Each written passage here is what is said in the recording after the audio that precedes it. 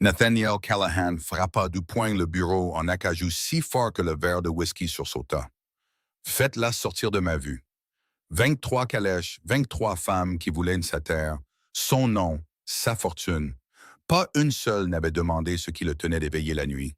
Pas une seule n'avait vu, au-delà des 12 000 acres, l'homme qui les avait bâtis seul. Son contremaître, Silas, se tenait sur le seuil, chapeau à la main. Patron, celle-ci est différente, elles sont toutes pareilles. Mais Nate avait tort, car la femme qui se tenait dans son hall d'entrée n'était pas là pour l'épouser. Elle était là pour défier tout ce que ces murs avaient été érigés pour protéger. Avant de continuer, abonnez-vous à cette chaîne et restez avec moi jusqu'à la fin de cette histoire. Commentez ci-dessous avec le nom de votre ville pour que je puisse voir jusqu'où cette histoire a voyagé. Le vent tranchait le territoire du Wyoming comme le couteau de Dieu lui-même. Et Nathaniel Callahan, à sa fenêtre, regardait une autre calèche disparaître sur la route de montagne. Février 1884. Le 23e refuse en 5 ans. Vous ne l'avez même pas laissé parler, dit Silas derrière lui. Nate ne se retourna pas. Elle a beaucoup parlé. Son père a fait le plus gros du travail. Le sénateur Morrison a voyagé 3 jours pour vendre sa fille comme du bétail. La voix de Nate devint neutre. Ce n'est pas un mariage, Silas, c'est une acquisition. Son contremaître avait 62 ans, buriné comme le bois de la grange, et l'un des rares hommes qui osaient le contredire. Peut-être qu'elle voulait venir. Alors elle serait venue seule. Silas l'étudia. Tu es l'homme le plus riche de 3 countés, Nate. Tu as 35 ans. À un moment donné, il va falloir laisser entrer quelqu'un. Nate se tourna enfin, ses yeux gris froids comme l'acier de janvier. J'ai laissé entrer Catherine. Tu te souviens comment ça s'est terminé? Le visage de l'homme plus âgé s'adoucit. C'était il y a 7 ans et j'ai appris ma leçon. Nate passa devant lui en direction de la porte. J'ai une clôture à vérifier. Dans un blizzard, ça m'évite de recevoir des prétendantes. Il attrapa son manteau et s'avança dans le vent de février, laissant Silas secouer la tête. Le ranch se vida derrière lui. 14 pièces construites pour une famille, occupées par un seul homme et ses fantômes. 3 heures plus tard, Nate réparait une clôture près de Timber Creek quand il entendit des cavaliers. 2 de ses employés, Miguel et Tom, amenèrent leurs chevaux à côté du sien. « Patron, il y a quelqu'un à la maison principale », dit Miguel, son souffle se transformant en buée dans le froid. « Dites-leur que je ne reçois pas de visiteurs. » Déjà fait, elle ne veut pas partir. La mâchoire de Nate se crispa. « Elle ?» Tom bougea sur sa selle. Elle est venue à pied. Pas de calèche, pas de cheval. Elle a juste remonté la route par ce temps. Cela l'arrêta. Aucune femme ne voyageait seule dans le territoire du Wyoming. Pas en hiver, pas à pied. C'est Silas qui vous envoie? Silas nous a envoyé vous trouver avant que vous ne mouriez de froid ici. Miguel sourit. Mais oui, il a aussi dit que vous voudriez savoir. Nate jura à voix basse. « Je ne veux pas savoir. Je veux qu'elle parte. Elle a demandé à vous voir par votre nom, » ajouta Tom. « Elle a dit qu'elle attendrait, alors elle attendra que l'enfer gèle. » Mais quelque chose dans le visage de Tom le fit hésiter. Le jeune employé était protecteur envers les rares femmes qui s'aventuraient si loin dans le pays du bétail. S'il était inquiet, il y avait une raison. « Elle a l'air à moitié gelée, » dit Tom doucement. Martha l'a installée près du feu, mais elle n'accepte pas la charité. Pas de nourriture. Elle reste juste assise là à attendre. Nate sentit la vieille colère monter, non pas contre la femme, mais contre les circonstances qui poussaient quelqu'un à sa porte dans un blizzard de février. Il renvoyait des filles de sénateurs en robe de soie avec des relations politiques. Il renvoyait les nièces de banquiers avec des dots qui pouvaient acheter la moitié de leur remis. Il avait refusé tous les arrangements calculés que la société du Wyoming pouvait concocter. Mais il n'avait jamais renvoyé quelqu'un d'assez désespéré pour marcher dans la neige pour l'atteindre. Bon sang, il se hissa sur sa selle. Allons-y. Le trajet de retour prit 40 minutes. La maison principale se dressait comme une forteresse au sommet d'Iron Ridge, ses lumières dorées se découpant sur le ciel qui s'assombrissait. De la fumée s'élevait de 3 cheminées. Son empire du bétail, bâti à la sueur de son front et par son refus de plier. Il descendit de cheval et trouva Silas qui l'attendait sur le porche. « Avant que tu ne la mettes dehors, dit le contremaître, écoute-la. Je n'ai pas besoin d'écouter. J'ai besoin qu'elle quitte ma propriété avant que la tempête n'empire, Nate. » Mais il était déjà à l'intérieur, traînant de la neige dans le hall d'entrée, prêt à livrer le même discours qu'il avait donné 23 fois auparavant. Puis il la vit. Elle était assise sur la chaise la plus proche du feu, non pas blottie pour se réchauffer, mais le dos droit, les mains jointes sur ses genoux. Son manteau était usé. Ses bottes étaient des bottes d'homme, trop grandes, bourrées de tissu. Ses cheveux sombres étaient tirés en arrière sévèrement, révélant un visage qui aurait pu être joli s'il n'avait pas été si fatigué. Mais ce furent ses yeux qui l'arrêtèrent. Ils croisèrent les siens sans peur, sans calcul, sans le charme étudié ou l'espoir désespéré qu'il avait vu chez toutes les autres femmes venues d'Iron Ridge. Elle se leva quand il entra, ne fit pas de révérence, ne sourit pas. Monsieur Callahan. Sa voix était basse, stable. Ce n'était pas une question, mais une affirmation.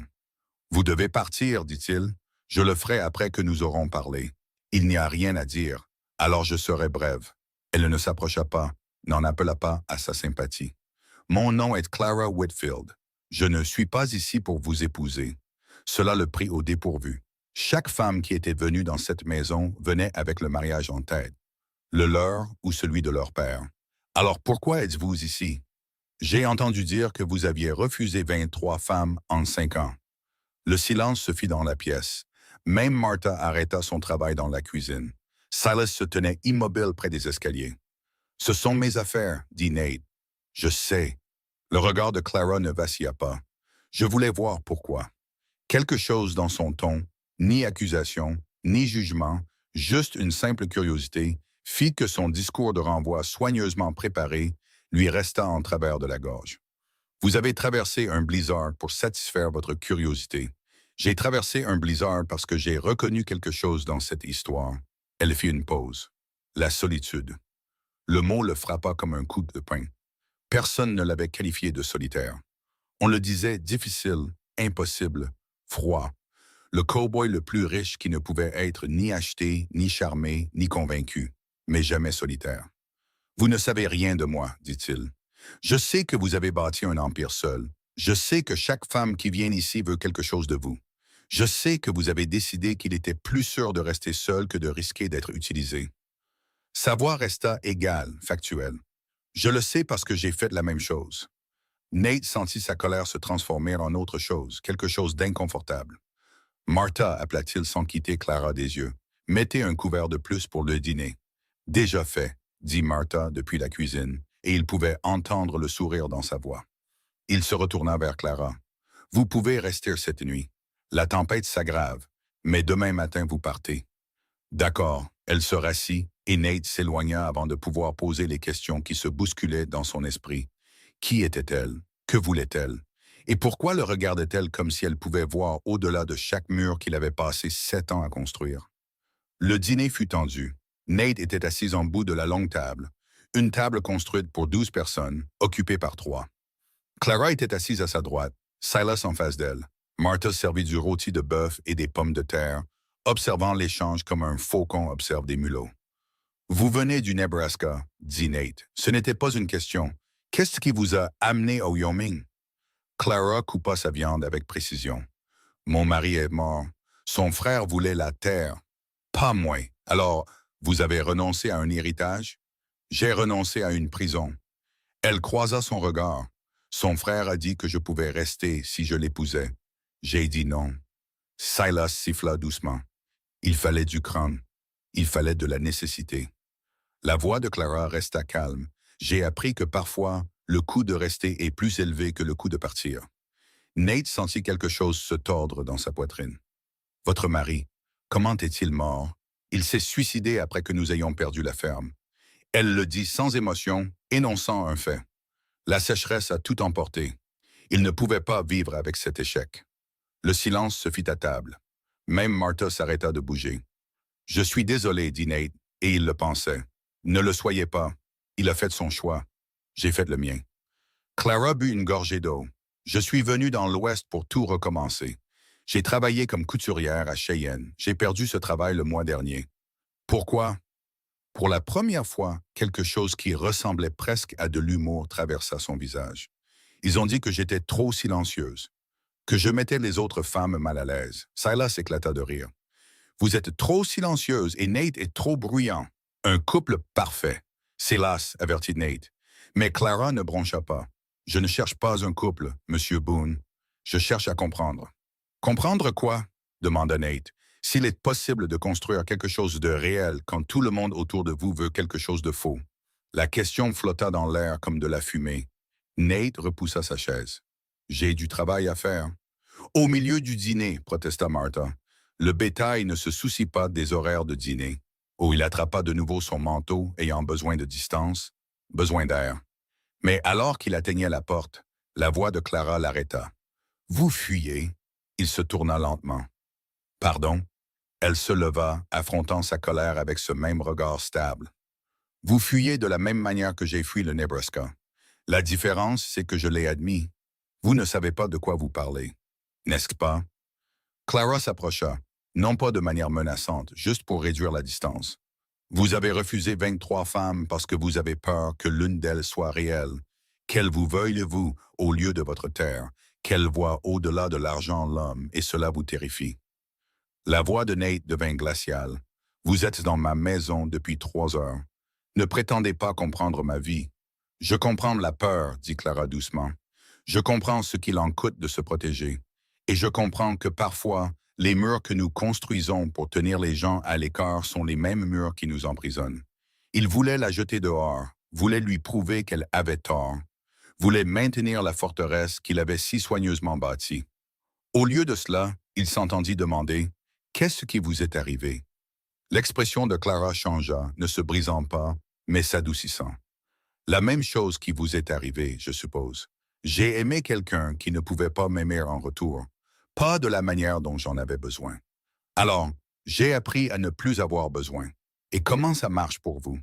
À peu près aussi bien que pour vous. » Il se tenait dans le hall d'entrée, 2 personnes qui avaient choisi l'armure plutôt que la vulnérabilité, se regardant à travers un espace qu'aucun des deux ne savait comment franchir.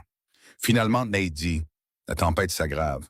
Vous resterez jusqu'à ce qu'elle passe. » Je n'ai pas besoin de charité. Ce n'est pas de la charité. C'est du bon sens. Il s'adoucit légèrement.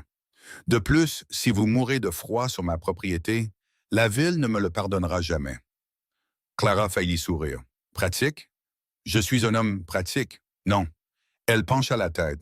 Vous êtes un homme effrayé qui prétend être pratique. Avant qu'il ne puisse répondre, elle se tourna et retourna vers le feu, le laissant debout dans son propre hall d'entrée, déstabilisé pour la première fois depuis des années. Le blizzard s'installa durement cette nuit-là. Le vent hurlait dans la vallée. La neige s'accumulait contre des fenêtres. Les employés du ranch sécurisèrent les granges et rapprochèrent les chevaux. Clara prit la chambre d'amis, celle qui n'avait pas été utilisée depuis le départ de Catherine. Nate resta un long moment devant la porte fermée, se demandant ce qu'il avait laissé entrer dans sa maison. Pas une épouse, pas une chercheuse de fortune, quelque chose de plus dangereux. Quelqu'un qui le voyait. Il trouva Silas dans la cuisine en train de boire du café. « Cette femme est une source d'ennui, dit Lénard. « Cette femme est honnête, corrigea Silas. Grosse différence, elle ne me connaît pas. Elle en sait assez. » L'homme plus âgé l'étudia. « Tu vas lui parler de Catherine? Pourquoi le ferais-je? Parce qu'elle est la première personne en 5 ans qui pourrait vraiment comprendre. » Nate se versa du café, ses mains stables malgré la tempête qui faisait rage en lui. Catherine comprenait. Elle comprenait que je ne serais jamais plus qu'un éleveur. Elle comprenait que je ne quitterais jamais le Wyoming. Elle comprenait et elle est partie quand même. Elle est partie parce que tu n'as pas voulu faire la moitié du chemin. J'ai bâti ce ranch à partir de rien, Silas. Je ne vais pas l'abandonner pour la vie citadine et les dîners politiques. Personne ne te demande ça. Silas posa sa tasse. Mais Clara a raison. Tu es tellement occupé à te protéger d'une autre Catherine que tu ne vois pas quand quelqu'un de différent franchit ta porte. Elle part demain matin. Si la tempête se calme, alors je déblayerai la route moi-même. Silas rit. Tu es un imbécile têtu, Nate Callahan. Tu l'as toujours été. Et tu es un vieil homme qui parle trop. Il faut bien que quelqu'un le fasse. Silas se leva, se dirigeant vers la porte. Ne fais juste pas la même erreur 2 fois.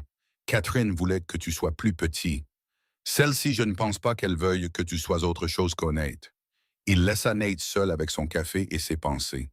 2 étages plus haut, Clara se tenait à la fenêtre de la chambre d'amis, regardant la tempête transformer le paysage. Oh, elle se disait qu'elle était venue pour comprendre, pour avoir des réponses sur la raison pour laquelle un homme riche refuserait toute offre de compagnie. Mais en se tenant dans la maison de Nate Callahan, en voyant la solitude qui remplissait chaque recoin malgré sa taille, elle réalisa qu'elle était venue pour autre chose. La reconnaissance. Elle s'était reconnue dans son histoire. Pas la richesse ou la terre, mais la forteresse construite autour d'un cœur qui refusait de risquer à nouveau. Le suicide de son mari lui avait appris que l'amour ne suffisait pas, que vouloir quelqu'un ne pouvait pas le sauver, que parfois la chose la plus difficile est d'accepter que l'on est seul même quand on est à côté de quelqu'un. Alors, elle avait appris à se tenir complètement seule. Mais en regardant Nate au dîner, en voyant avec quel soin il contrôlait chaque mot et chaque geste, elle reconnut le coup, l'épuisement de la vigilance constante, le poids des murs construits si haut qu'on ne peut plus voir par-dessus. Et elle se demanda, était-elle ici comme un... Était-elle ici pour le comprendre lui ou pour se comprendre elle-même? La tempête hurla sa réponse et Clara se détourna de la fenêtre, sachant que le matin, quel qu'il soit, exigerait un choix qu'aucun des deux n'était prêt à faire. En bas, Nate était assis seul à la longue table, fixant les chaises vides. 23 femmes s'étaient assises dans cette pièce. 23 femmes qui voulaient être Madame Callahan plus qu'elle ne voulait Nate, mais Clara Whitfield n'avait pas demandé à s'asseoir à sa table. Elle avait demandé à comprendre ses murs, et d'une certaine manière, c'était plus dangereux que n'importe quelle demande en mariage. Parce que comprendre signifiait être visible, et être visible signifiait un risque. Et le risque signifiait la possibilité de souffrir. Il s'était juré il y a 7 ans, quand Catherine était montée dans ce train pour Boston, qu'il ne ressentirait plus jamais rien. Mais alors que le feu baissait et que la tempête faisait rage dehors, Nate sentit quelque chose changer. Pas une reddition, pas une certitude, juste la plus petite fissure dans la forteresse. Et à travers cette fissure, une question qu'il avait refusé de se poser pendant 5 ans. Et si la solitude était pire que le chagrin d'amour? Le vent hurla son défi, et quelque part dans la maison, Clara Whitfield gisait éveillée, se posant la même question. Le matin arriva sans soleil. La tempête avait enseveli la vallée sous un mètre de neige, et le vent hurlait encore comme une bête blessée. Nate trouva Clara dans la cuisine avant l'aube, aidant Martha à préparer le petit déjeuner pour les employés du ranch. « Vous n'avez pas besoin de faire ça, dit-il. Clara cassa un autre œuf dans la poêle. « Je ne paie pas mon séjour par l'oisiveté. Vous ne payez rien du tout. Vous êtes une invitée. Invité implique une invitation. » Elle lui jeta un coup d'œil. « Je suis arrivé sans y être invité. Cela fait de moi une obligation. » Martha renifla depuis la cuisinière. « La fille a plus de bon sens que la plupart des gens. Laissez-la travailler si elle le veut. » Nate se versa du café, regardant Clara se déplacer dans sa cuisine comme si elle y appartenait. Efficace. Pas de mouvement gaspillé. Pas de spectacle pour lui plaire. « La tempête ne se calme pas, dit-il. J'ai remarqué, il pourrait s'écouler des jours avant que la route ne soit praticable. » Clara retourna les œufs sans le regarder. « Alors je serai utile pendant des jours au lieu d'un seul. Ce n'est pas ce que je voulais dire. » « Que vouliez-vous dire? » Il n'avait pas de réponse. Ou plutôt, il en avait plusieurs et ne voulait en admettre aucune. Que sa présence ici le troublait, que sa présence rendait la maison différente, que son silence était plus captivant que n'importe quelle conversation qu'il avait eue depuis des années. « Je voulais dire que vous êtes la bienvenue pour rester, » dit-il finalement, jusqu'à ce qu'il soit sûr de partir. Clara arrêta de travailler, croisa son regard à travers la cuisine. « Est-ce que ce que vous voulez? Que je parte quand ce sera sûr. » La question portait un poids au-delà de la météo et des routes. « Je ne sais pas ce que je veux, » dit Nate, et l'honnêteté le surprit. « C'est la première chose vraie que vous m'ayez dite. » Avant qu'il ne puisse répondre, Silas fit irruption par la porte. La neige couvrait son manteau et son chapeau. « On a des problèmes. La clôture nord est tombée. Le bétail dérive vers le ravin de Timber Creek. » Nate était déjà en mouvement. « Combien de têtes? » Peut-être 40. Tom et Miguel essaient de les faire tourner, mais ils ont besoin d'aide. Préparez les chevaux. Nate attrapa son lourd manteau. « Dites-le aux hommes, je viens avec vous, » dit Clara. Les 2 hommes se tournèrent pour la regarder. « Vous ne pouvez pas monter à cheval par ce temps, » dit Nate. « Et vous, le pouvez-vous? » « C'est différent. »« Pourquoi? » « Parce que vous êtes un homme. » Clara dénoua son tablier, sa voix calme mais inébranlable. « J'ai traversé des blizzards du Nebraska pendant 3 hivers. Je sais monter à cheval. Ce n'est pas le Nebraska, c'est le Wyoming, je sais. Météo plus dure, terre plus dure, homme plus dur. Elle lui fit face directement, mais le principe est le même. Vous avez besoin de bras, j'en ai deux. Arrêtez de perdre du temps à discuter. Silas sourit. Je l'aime bien. Silas, elle a raison, patron. On a besoin de tous les cavaliers qu'on peut avoir. La tempête s'aggrave et ce bétail n'attendra pas que votre fierté se calme. Nate voulait refuser, voulait la garder en sécurité à l'intérieur où les tempêtes, les ravins et le bétail gelé ne pouvaient pas la toucher. Mais le ranch passait en premier. Il l'avait toujours fait. Très bien, mais vous restez avec Silas. Vous suivez les ordres, et si je dis de revenir, vous revenez. Clara hocha la tête une fois. D'accord, 20 minutes plus tard, ils chevauchaient en enfer. Le vent essayait de les arracher de leur selle. La neige venait de côté, aveuglante. La température était tombée en dessous de zéro, et chaque respiration donnait l'impression d'inhaler des couteaux.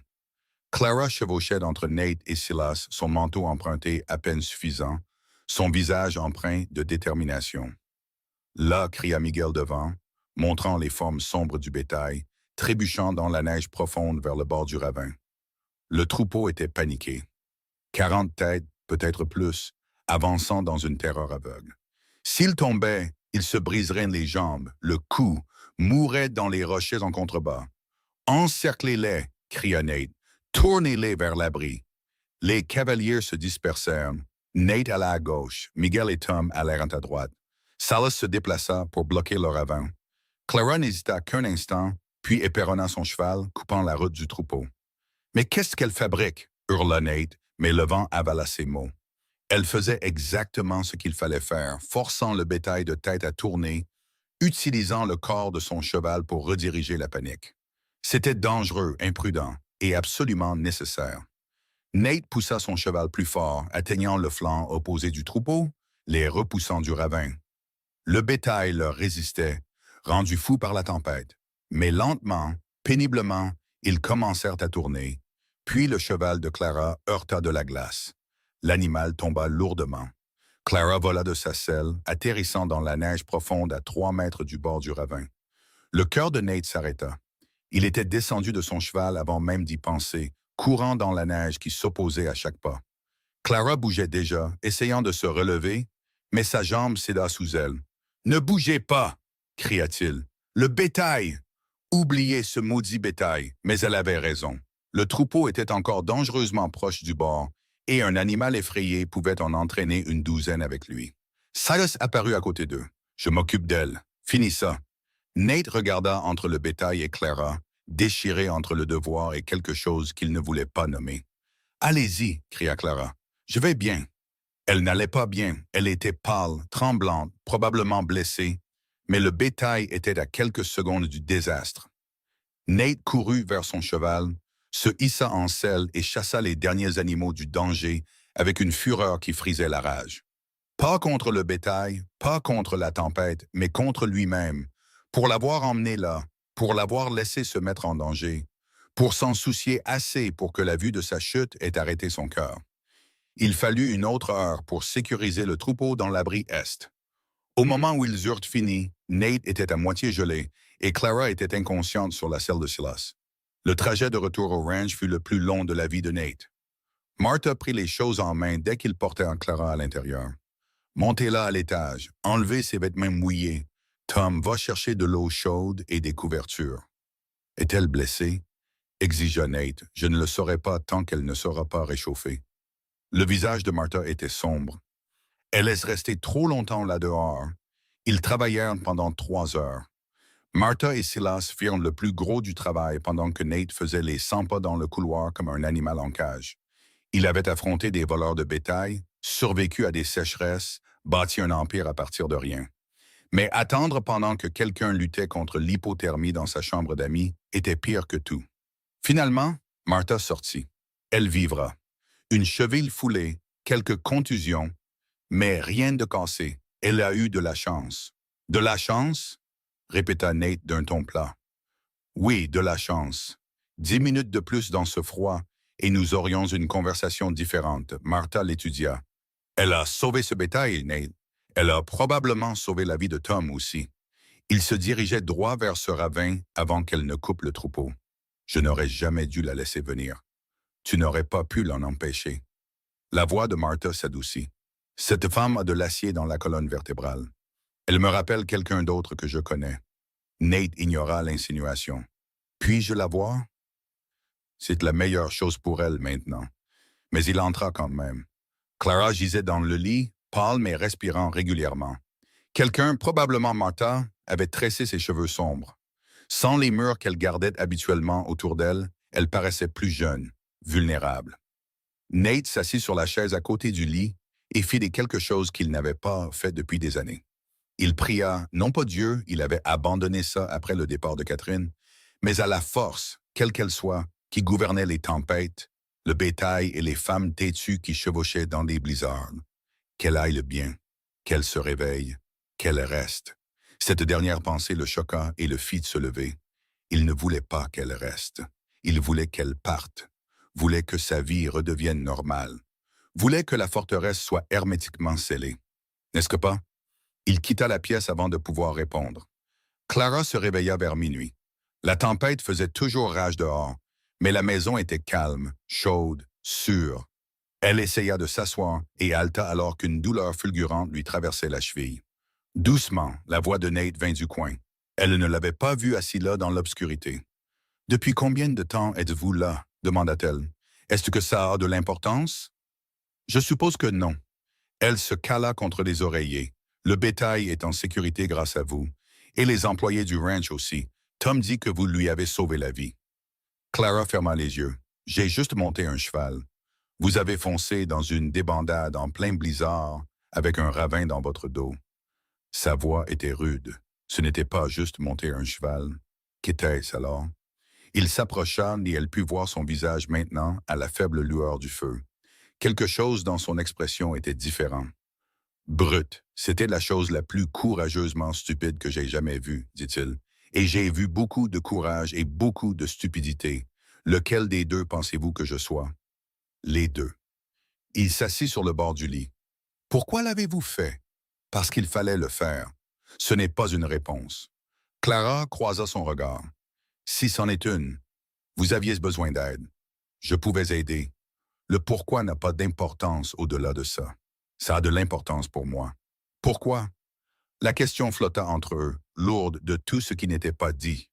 Nate se leva brusquement. « Vous devriez vous reposer. » « Nate. » Elle prononça son nom pour la première fois et il s'arrêta. « Pourquoi est-ce que ça a de l'importance pour vous? » Il se retourna lentement.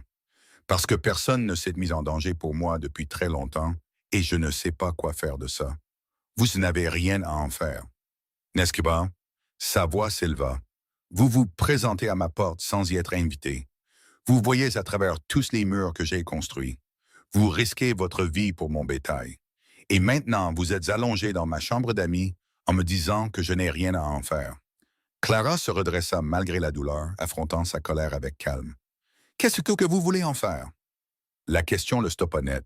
« Je ne sais pas, dit-il finalement. Honnêtement. Alors nous sommes tous les deux perdus. » Elle le dit sans jugement, juste avec reconnaissance. Deux personnes qui avaient construit des défenses si solides qu'elles ne savaient plus comment les abaisser.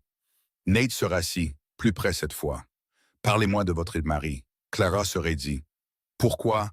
Parce que vous m'avez demandé d'être honnête. Je vous demande la même chose. » Elle resta silencieuse un long moment, fixant ses mains. Il s'appelait Daniel. Nous nous sommes mariés jeunes. J'avais 17 ans. Il en avait 20. Nous pensions construire une vie ensemble au Nebraska. Nous pensions que l'amour suffisait. Ce n'était pas le cas. L'amour n'arrête pas la sécheresse, ne sauve pas les récoltes qui périclitent, n'empêche pas un homme de perdre espoir. Sa voix resta stable, mais Nate entendit la douleur en dessous. Il a essayé. Dieu sait qu'il a essayé. Mais chaque échec le rongeait. Chaque saison perdue, chaque dette. Et je ne pouvais pas l'aider parce qu'il ne me laissait pas faire. Il ne voulait pas partager le fardeau. Il le portait seul jusqu'à ce qu'il l'écrase. Ce n'était pas votre faute. N'est-ce pas? Clara le regarda. Je savais qu'il luttait. Je savais qu'il se noyait, mais j'étais jeune et effrayé, et je ne savais pas comment l'atteindre. Alors je suis restée silencieuse. J'ai fait mon travail, j'ai tenu la maison, J'ai fait semblant que tout allait bien jusqu'au matin où je l'ai trouvé dans la grange. Nate sentit les mots comme un coup physique. Clara. Il a laissé une note. Il disait qu'il était désolé, qu'il disait que je méritais mieux, qu'il disait que la terre était à moi maintenant et que peut-être je pourrais en faire quelque chose. Elle rit amèrement. 2 semaines plus tard, son frère est arrivé avec un avocat et une demande en mariage. Il a dit que Daniel avait des dettes que j'ignorais.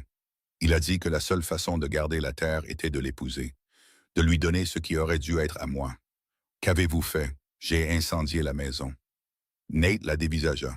Les yeux de Clara étaient secs, durs, pas entièrement, juste la chambre où Daniel est mort. Son frère m'a traité de folle. Il a dit que j'avais détruit mon propre héritage. Mais je ne pouvais pas rester dans cette pièce. Je ne pouvais pas dormir dans ce lit. Je ne pouvais pas faire semblant que tout allait bien à nouveau. Alors vous êtes partis. Alors j'ai fui, tout comme vous fuyez. Tout comme tous ceux qui ont été blessés fuient. Elle croisa son regard. La différence, c'est que je l'admets. Nate se leva, se dirigea vers la fenêtre. La tempête ne montrait aucun signe d'accalmie. Pas plus que la guerre en lui. Catherine n'est pas morte, dit-il doucement. Elle est partie. C'est presque pire. Racontez-moi. Alors il le fit. Il lui parla de Catherine Moore, la fille du banquier de Cheyenne. Belle, éduquée, raffinée, tout ce qu'un éleveur prospère devrait vouloir. Il lui parla de leur cour convenable, prudente, approuvée par les 2 familles. Il lui parla des fiançailles, des plans pour un mariage qui unirait 2 fortunes. Et il lui parla de la nuit où Catherine est venue à Iron Ridge et a prononcé les mots qui ont tout changé. Elle a dit que j'étais trop frontière et pas assez avenir. Elle a dit qu'elle m'épouserait si je déménageais à Boston, si je gérais le ranch de là-bas, si je devenais civilisé, si je portais des costumes au lieu de vêtements de travail, si j'assistais à des fêtes au lieu de vérifier les clôtures. Sa voix devint creuse. Elle voulait que je sois plus petit. Et vous avez refusé. Je lui ai dit que cette terre était ce que j'étais, que je l'avais bâtie à partir de rien et que je ne l'abandonnerais pas pour la vie citadine, que si elle m'aimait, elle comprendrait ça. Il se détourna de la fenêtre. Elle est partie le lendemain matin, a épousé un dirigeant de chemin de fer 6 mois plus tard. Clara absorba cela en silence. L'aimez-vous encore? Non. La réponse fut immédiate, certaine. J'ai cessé de l'aimer au moment où elle m'a demandé d'être moins que ce que je suis. Mais je n'ai jamais cessé d'être en colère contre elle, contre moi-même pour avoir été assez stupide pour croire que quelqu'un pouvait m'aimer entièrement. La saleté sous mes ongles, l'odeur du bétail, les aspérités. Il rit amèrement. 7 ans et je suis toujours en colère. La colère est plus facile que le deuil, dit Clara doucement. Est-ce pour ça que vous êtes si calme? Parce que vous avez fini votre deuil? Non, je suis calme parce que j'ai accepté que certaines pertes ne guérissent pas. Elles deviennent simplement d'une partie de ce que vous êtes. Elle soutint son regard. La mort de Daniel m'a appris que vouloir quelqu'un ne suffit pas. Votre Catherine vous a appris qu'être soi-même ne suffit pas. Nous avons tous les deux appris les mauvaises leçons. Quelle est la bonne leçon? Je ne sais pas encore, mais je ne pense pas que ce soit de construire des murs si hauts que personne ne peut vous atteindre. Nate retourna au chevet du lit, attiré par quelque chose qu'il ne pouvait nommer. Vous m'avez atteint. Vraiment? Ou ai-je simplement frappé assez fort pour que vous ne puissiez pas m'ignorer? Peut-être les deux. Clara sourit, le premier vrai sourire qu'il avait vu d'elle. Peut-être les deux. Le moment s'étira entre eux, fragile comme de la glace nouvelle. Puis Martha frappa à la porte. Nate, on a un autre problème. La tempête fait tomber des arbres près du pâturage sud. Si la clôture cède là-bas, on perdra le cheptel reproducteur. Le ranch, toujours le ranch. Nate se leva. Je m'en occupe. Je viens aussi, dit Clara. Vous pouvez à peine marcher, alors je le montrerai à cheval. Vous avez besoin de bras. Vous avez failli mourir aujourd'hui, mais je ne suis pas morte. Ses yeux brillèrent. Et ce bétail a toujours besoin d'être protégé. Ils se regardèrent. Têtu contre têtu, aucun ne voulant céder. Finalement, Silas apparut derrière Martha. Patron, on doit y aller maintenant. Nate jura à voix basse, regarda Clara, vit la détermination sur son visage et sut que toute discussion était inutile. Très bien, mais vous restez à cheval. Vous ne descendez pas de ce cheval pour quelque raison que ce soit. Compris? Compris. Et si je dis de revenir, je reviendrai, on en a déjà parlé. Malgré tout, Nate faillit sourire. Vous êtes la femme la plus difficile que j'ai jamais rencontrée. Tant mieux. Vous avez besoin de difficultés. Il partit préparer les chevaux et Martha aida Clara à se lever. Cet homme est en train de tomber amoureux de vous, dit Martha doucement. Clara s'agrippa au montant du lit, testant sa cheville. Cet homme est terrifié par moi. C'est la même chose quand on a affaire à quelqu'un comme Nate Callahan. Martha lui tendit un manteau plus épais. Ne le blessez pas. Il fait le dur, mais il a déjà été brisé une fois. Moi aussi, dit Clara. C'est peut-être pour ça que je le comprends. Ils repartirent dans la tempête, et cette fois, Nate garda Clara près de lui. Non pas parce qu'il ne lui faisait pas confiance à cheval, mais parce que la perdre de vue dans la neige lui serrait la poitrine. La clôture sud était pire que ce que Silas avait rapporté. 3 arbres étaient tombés, écrasant 30 mètres de clôture. Le bétail reproducteur, du bétail de prix valant plus que ce que la plupart des hommes gagnaient en 5 ans, s'agitait nerveusement, sentant la brèche. « On doit reconstruire ça ce soir », cria Tom par-dessus le vent. « S'ils se dispersent, on ne les retrouvera jamais tous par ce temps. » Les hommes travaillèrent en équipe, coupant des arbres, tendant de nouveaux fils, enfonçant des poteaux dans le sol gelé. Clara tenait les chevaux, observant depuis sa selle, comme Nate l'avait ordonné. Mais quand Miguel glissa et tomba sous une bûche qui roulait, elle n'hésita pas. Elle descendit de son cheval et le tira hors de danger avant que Nate ne puisse crier un avertissement. La bûche passa en s'écrasant là où Miguel avait été, et Clara s'agenouilla dans la neige, vérifiant s'il était blessé. « Je vous avais dit de rester à cheval », dit Nate en les rejoignant. Clara leva les yeux vers lui, la neige couvrant son visage. Et le laisser mourir? Ce n'était pas le marché. Le marché était que vous suiviez les ordres. Non, le marché était que je reviendrais si vous le disiez. Vous ne l'avez jamais dit. Miguel gémit, se relevant avec l'aide de Clara. Elle m'a sauvé la vie, patronne. Je sais, la voix de Nate était tendue. Retourné au travail, il attrapa le bras de Clara, pas brutalement, mais fermement, et l'attira à l'écart. Vous ne pouvez pas continuer à faire ça, dit-il. Faire quoi? Aider? Vous mettre en danger. Vous êtes blessé, vous êtes à moitié gelé, et vous continuez à vous jeter dans le danger. Comme si ça avait de l'importance. Clara se dégagea. Comme si ces gens avaient de l'importance. Comme si ce ranch avait de l'importance. Comme si vous n'aviez pas d'importance. Les mots explosèrent entre eux, plus forts que la tempête. Clara le dévisagea et quelque chose changea dans son expression. « J'ai de l'importance pour vous. » Nate réalisa ce qu'il avait dit, ce qu'il avait admis, mais il était trop fatigué, trop effrayé et trop en colère pour le reprendre. « Oui, dit-il, que Dieu me vienne en aide, oui. » Le vent hurlait, les hommes travaillaient, le bétail se déplaçait dans l'obscurité, et Clara Whitfield, veuve du Nebraska, venue au Wyoming sans rien chercher, se tenait dans la neige face au cow-boy le plus riche de 3 comtés et dit « J'ai de l'importance pour moi aussi. C'est pourquoi je suis toujours là. » Puis elle se tourna et boita pour aider à finir la clôture, laissant Nate debout dans la tempête, se demandant quand exactement il avait cessé de protéger son cœur et commencé à le risquer à la place. Ils travaillèrent jusqu'à l'aube. Au moment où ils retournèrent au ranch, tout le monde était au-delà de l'épuisement. Les hommes trébuchèrent jusqu'au dortoir. Martha avait préparé le petit déjeuner, mais Nate ne pouvait pas manger. Il trouva Clara dans la bibliothèque, debout à la fenêtre malgré sa cheville blessée, regardant la tempête commencer enfin à se calmer. « Ça va se dégager d'ici l'après-midi, dit-il. « Je sais. La route devrait être praticable d'ici demain. »« Je le sais aussi. » Il se plaça à côté d'elle, tous deux se reflétant dans la vitre sombre. « Vous n'êtes pas obligé de partir. » Clara se tourna pour lui faire face. « Vraiment? Restez quelques jours de plus jusqu'à ce que vous soyez guéri. » Et ensuite, la question exigeait de l'honnêteté, exigeait qu'il affronte ce qu'il avait évité depuis qu'elle avait frappé à sa porte. « Je ne sais pas, » admit Nate, « mais je sais que je ne suis pas prêt à ce que vous partiez. » Clara étudia son visage, l'étudia vraiment, comme si elle lisait une langue que seule elle pouvait voir. « De quoi avez-vous peur, Nate? Que vous partiez comme Catherine l'a fait. »« Je ne suis pas Catherine. Je sais. C'est ce qui me fait encore plus peur. » Il se tourna pour lui faire face entièrement. Catherine me voulait différent. Vous me voyez exactement tel que je suis.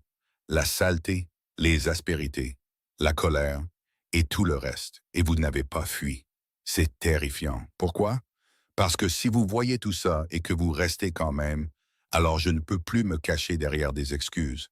Je ne peux plus prétendre que je suis seul parce que personne ne me comprend. Je dois affronter la vérité. Je suis seul parce que j'ai choisi de l'être. Clara tendit lentement la main, lui laissant le temps de reculer. Quand il ne le fit pas, elle posa sa main sur son cœur. Vous êtes seul parce que vous protégez ça, dit-elle. Je suis seul parce que je protège le mien. Peut-être que nous en avons tous les deux assez d'être des gardiens. Nate couvrit sa main avec la sienne, sentant son cœur battre contre leurs paumes. Qu'est-ce qui se passe si on arrête? Demanda-t-il. Je ne sais pas, mais je suis prête à le découvrir si vous l'êtes. Le soleil perça les nuages à l'extérieur, la première vraie lumière en 3 jours. Il transforma la neige en or et la vallée en quelque chose de presque beau. Et dans cette lumière, Nate Callahan fit un choix qu'il avait évité pendant 5 ans. Il se pencha en avant et embrassa Clara Whitfield.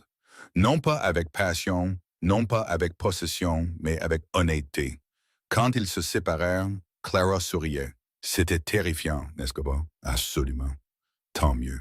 Je suis terrifié aussi. Et d'une certaine manière, cela rendait les choses plus faciles. Ils restèrent là un long moment, sans bouger, tous deux en train d'assimiler ce qui venait de se passer. Puis la voix de Silas retentit d'en bas. Nate, un cavalier arrive sur la route. Le charme fut rompu.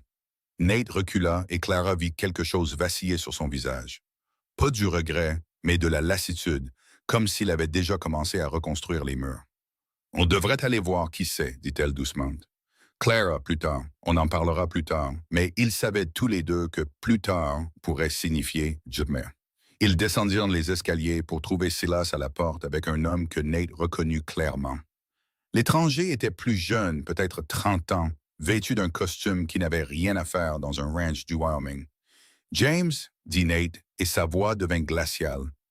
Qu'est-ce que tu fais ici? » James Morrison retira son chapeau, la neige fondant sur ses épaules. « Mon père m'envoie pour le contrat de bétail. » « Nous n'avons pas de contrat de bétail. C'est de ça que je suis venu discuter. » Les yeux de James trouvèrent en Clara et quelque chose changea dans son expression, de la curiosité mêlée de calcul. « Je ne savais pas que vous aviez de la compagnie. »« Voici mademoiselle Whitfield, » dit Nate, sans plus de détails. Elle se remet d'une blessure. « Quelle malchance! » James n'avait pas l'air désolé. « Peut-être pourrions-nous parler en privé, Nate. » Clara se dirigea vers les escaliers. « Je devrais me reposer de toute façon. »« Non. » La main de Nate attrapa doucement son bras. « Quoi que James ait à dire, il peut le dire devant vous. » Les sourcils de James se haussèrent. « Ce sont des affaires, Nate. Les affaires du ranch. Alors ça concerne ma maisonnée. Clara en fait partie maintenant. » Les mots flottèrent dans l'air, choquant tout le monde, y compris, Clara le soupçonnait, Nate lui-même. James se reprit le premier, son sourire crispé. « Je vois. Eh bien, alors je serai direct. Mon père veut acheter 300 têtes de votre cheptel reproducteur. Il est prêt à payer le prix fort. Pas intéressé. Vous n'avez pas entendu l'offre. Pas besoin. Ce bétail n'est pas à vendre. » Le sourire de James s'effaça. « Le sénateur Morrison n'aime pas qu'on lui refuse quelque chose, Nate. Vous avez déjà rejeté sa fille. Refuser ses affaires pourrait être imprudent. » Nate s'avança et Clara sentit la température de la pièce chuter. « Est-ce que tu me menaces? Je te conseille. Le sénateur a de l'influence dans le territoire du Wyoming, les contrats de chemin de fer, les droits sur l'eau, les achats de bœuf par le gouvernement. » James affronta la colère de Nate avec un calme étudié. Se faire un ennemi de lui serait coûteux. « Sors de ma propriété. Nate, sois raisonnable maintenant. » James regarda Clara, puis de nouveau Nate. « C'est à cause d'elle, n'est-ce pas? Tu rejettes la fille d'un sénateur, mais tu recueilles une veuve que personne ne connaît. Ça va soulever des questions, Nate, des questions auxquelles tu ne voudras peut-être pas répondre. » Nate attrapa James par le col et le fit reculer jusqu'à la porte. « Tu as 10 secondes pour monter sur ton cheval. Ensuite, je te jette de mon Porsche. » James se dégagea brusquement, redressant son manteau. « Tu fais une erreur. Mon père n'oubliera pas ça. Moi non plus. Dehors. » La porte claqua. À travers la fenêtre, ils regardèrent James monter à cheval et s'éloigner, le dos raide de colère. Silas siffla doucement. « Eh bien, tu viens de te faire un ennemi puissant. » « Je m'en suis fait un ennemi quand j'ai refusé sa sœur, » dit Nate. C'était juste lui qui le confirmait. Clara se dirigea vers la fenêtre. « Il vous a menacé à cause de moi. Il m'a menacé parce que c'est le chien de son père. Ça n'a rien à voir avec vous. N'est-ce que pas? » Elle se tourna pour lui faire face. « Il m'a appelé une veuve que personne ne connaît. Il a dit que ça soulèverait des questions. Qu'ils posent leurs questions. » Nate, non. Sa voix était ferme. J'ai passé 7 ans à laisser les autres dicter mes choix, à les laisser parader leurs filles ici comme du bétail aux enchères, à les laisser penser qu'ils pouvaient m'acheter, me menacer ou me manipuler pour me marier. Il s'approcha. J'en ai fini avec ça. Fini de laisser des hommes comme Morrison décider qui a sa place dans ma maison. Mais s'il crée des problèmes, s'il utilise son influence pour nuire au ranch, la mâchoire de Nate se crispa. Alors je m'en occuperai. J'ai affronté pire. Silas s'éclaircit la gorge. Désolé d'interrompre, mais il a raison. Clara, Morrison essaie de prendre le contrôle de ce ranch depuis des années. Il a envoyé sa fille, envoyé des offres commerciales, essayé d'acheter des terres autour de nous. Ce n'est qu'une autre manœuvre. Pourquoi le veut-il si désespérément? Les droits sur l'eau. Nate dit que Iron Ridge contrôle 3 cours d'eau majeurs qui alimentent la vallée. Quiconque possède cette terre contrôle l'accès à l'eau pour la moitié du comté. Morrison veut un monopole. Clara absorba cela. Donc en restant ici, je lui donne des munitions, un moyen de vous dépeindre comme imprudent ou inconvenant. Je me fiche de la façon dont il me dépeint. Mais moi, ça m'importe. Elle croisa son regard. Je ne serai pas la raison pour laquelle vous perdrez tout ce que vous avez construit. Clara, je devrais partir aujourd'hui avant que ça n'empire. Le silence se fit dans la pièce. Nate la dévisagea, et elle vit de la guerre sur son visage. La partie de lui qui voulait être d'accord pour protéger le ranch avant tout, et la partie qui l'avait embrassé moins d'1 heure auparavant. Finalement, il dit, « Est-ce que ce que vous voulez partir? » « Ce que je veux n'a pas d'importance. C'est la seule chose qui compte. » Il combla la distance entre eux. « Voulez-vous partir? » Clara sentit les larmes monter, les premières depuis la mort de Daniel. « Non. » « Alors restez. Ce n'est pas si simple. Si ça l'est, ses mains se trouvèrent les siennes. Vous restez. Nous affronterons tout ce que Morrison nous enverra ensemble. Vous me connaissez à peine. Je sais que vous avez chevauché dans un blizzard pour sauver mon bétail. Je sais que vous voyez à travers tous les murs que j'ai construits. Je sais que j'ai passé 5 ans à repousser des gens et que pour la première fois, je ne veux pas le faire. Sa voix s'érailla. Alors oui, je vous connais à peine, mais je veux vous connaître. Et je suis prête à risquer la colère de Morrison pour cette chance. Ça laisse tout ça. Je vais juste vérifier les chevaux. Il les laissa seuls. Clara retira ses mains, ayant besoin de distance pour réfléchir. Vous me demandez de rester dans une maison où je n'ai aucun droit, aucune position, rien d'autre que votre parole que c'est acceptable. La ville parlera. Morrison créera des problèmes. Votre réputation. Ma réputation est que je suis impossible à satisfaire et trop têtu pour plier. Qu'ils ajoutent « héberge des veuves » à la liste, il s'adoucit légèrement. À moins que vous ne vous inquiétiez pour votre propre réputation. Ma réputation est morte avec mon mari. Je m'inquiète pour la vôtre. Pourquoi? La question l'a pris au dépourvu. Parce que vous avez travaillé dur pour ce que vous avez. Parce que vous méritez le respect. Parce que, elle s'arrêta, se reprenant. Parce que quoi? Parce que je tiens à vous, admit-elle doucement. Et je ne veux pas être la chose qui vous détruira. Nate s'approcha d'elle lentement, lui laissant le temps de reculer. Quand elle ne le fit pas, il lui souleva doucement le menton. Catherine a essayé de me rendre plus petit. Morrison essaie de me contrôler. Tout le territoire essaie de me plier à sa volonté depuis 7 ans. Il soutint son regard. Vous êtes la seule personne qui n'a rien demandé d'autre que de l'honnêteté. Ce n'est pas de la destruction, Clara. C'est la première chose réelle que j'ai ressentie depuis que j'ai construit cet endroit. Et si ce n'est pas suffisant, si Morrison crée vraiment des problèmes, alors nous nous en occuperons. Comment? Je ne sais pas encore, mais je sais que je ne vous laisserai pas partir parce que le fils d'un politicien a proféré des menaces. Clara voulait le croire, voulait penser qu'ils pourraient affronter la tempête ensemble, mais elle avait appris le coup de trop vouloir. Donnez-moi aujourd'hui, dit-elle. Laissez-moi réfléchir. Prenez tout le temps dont vous avez besoin. Mais alors qu'il s'éloignait, Clara sut que le temps ne changerait pas le problème fondamental. Elle était venue à Iron Ridge en quête de compréhension et elle avait trouvé quelque chose de plus dangereux, l'espoir. Et l'espoir, avait-elle appris, était la chose la plus cruelle à risquer. L'après-midi apporta d'autres complications. Martha trouva Clara dans la bibliothèque, fixant un livre qu'elle ne lisait pas. « Vous prévoyez de fuir ?» demanda la femme plus âgée. « Je prévois de réfléchir. C'est la même chose avec des gens comme vous et Nate. » Martha s'assit sans y être invitée. « Vous avez tous les deux tellement peur d'être blessés à nouveau. Vous préférez être seul plutôt que de risquer d'essayer. » Clara ferma le livre. « C'est Nate qui vous envoie. Nate n'envoie personne. Je suis venu parce que j'ai vu cet homme se punir pendant 7 ans et je ne vais pas le laisser recommencer. » La voix de Martha était ferme mais gentille. « Il tombe amoureux de vous, ma fille, et vous tombez amoureuse de lui. La seule question est de savoir si vous êtes tous les deux assez courageux pour l'admettre. Ce n'est pas une question de courage, c'est une question de réalité. La réalité, c'est que vous avez sauvé son bétail 2 fois en 3 jours. La réalité, c'est ce qu'il vous regarde comme si vous étiez de l'eau dans une sécheresse. La réalité, c'est ce que vous êtes tous les deux malheureux seuls mais terrifiés ensemble. » Martha se leva. « Seul vous pouvez décider si cette terreur vaut la peine d'être affrontée. Mais ne vous mentez pas en disant que partir, c'est pour le protéger. C'est pour vous protéger, vous. » Elle partit avant que Clara ne puisse répondre. Maudite soit-elle d'avoir raison. Clara se leva, testant sa cheville. Mieux, assez bien pour marcher, assez bien pour monter à cheval si elle en avait besoin. Elle trouva son manteau et se glissa dehors pendant que la maison était calme.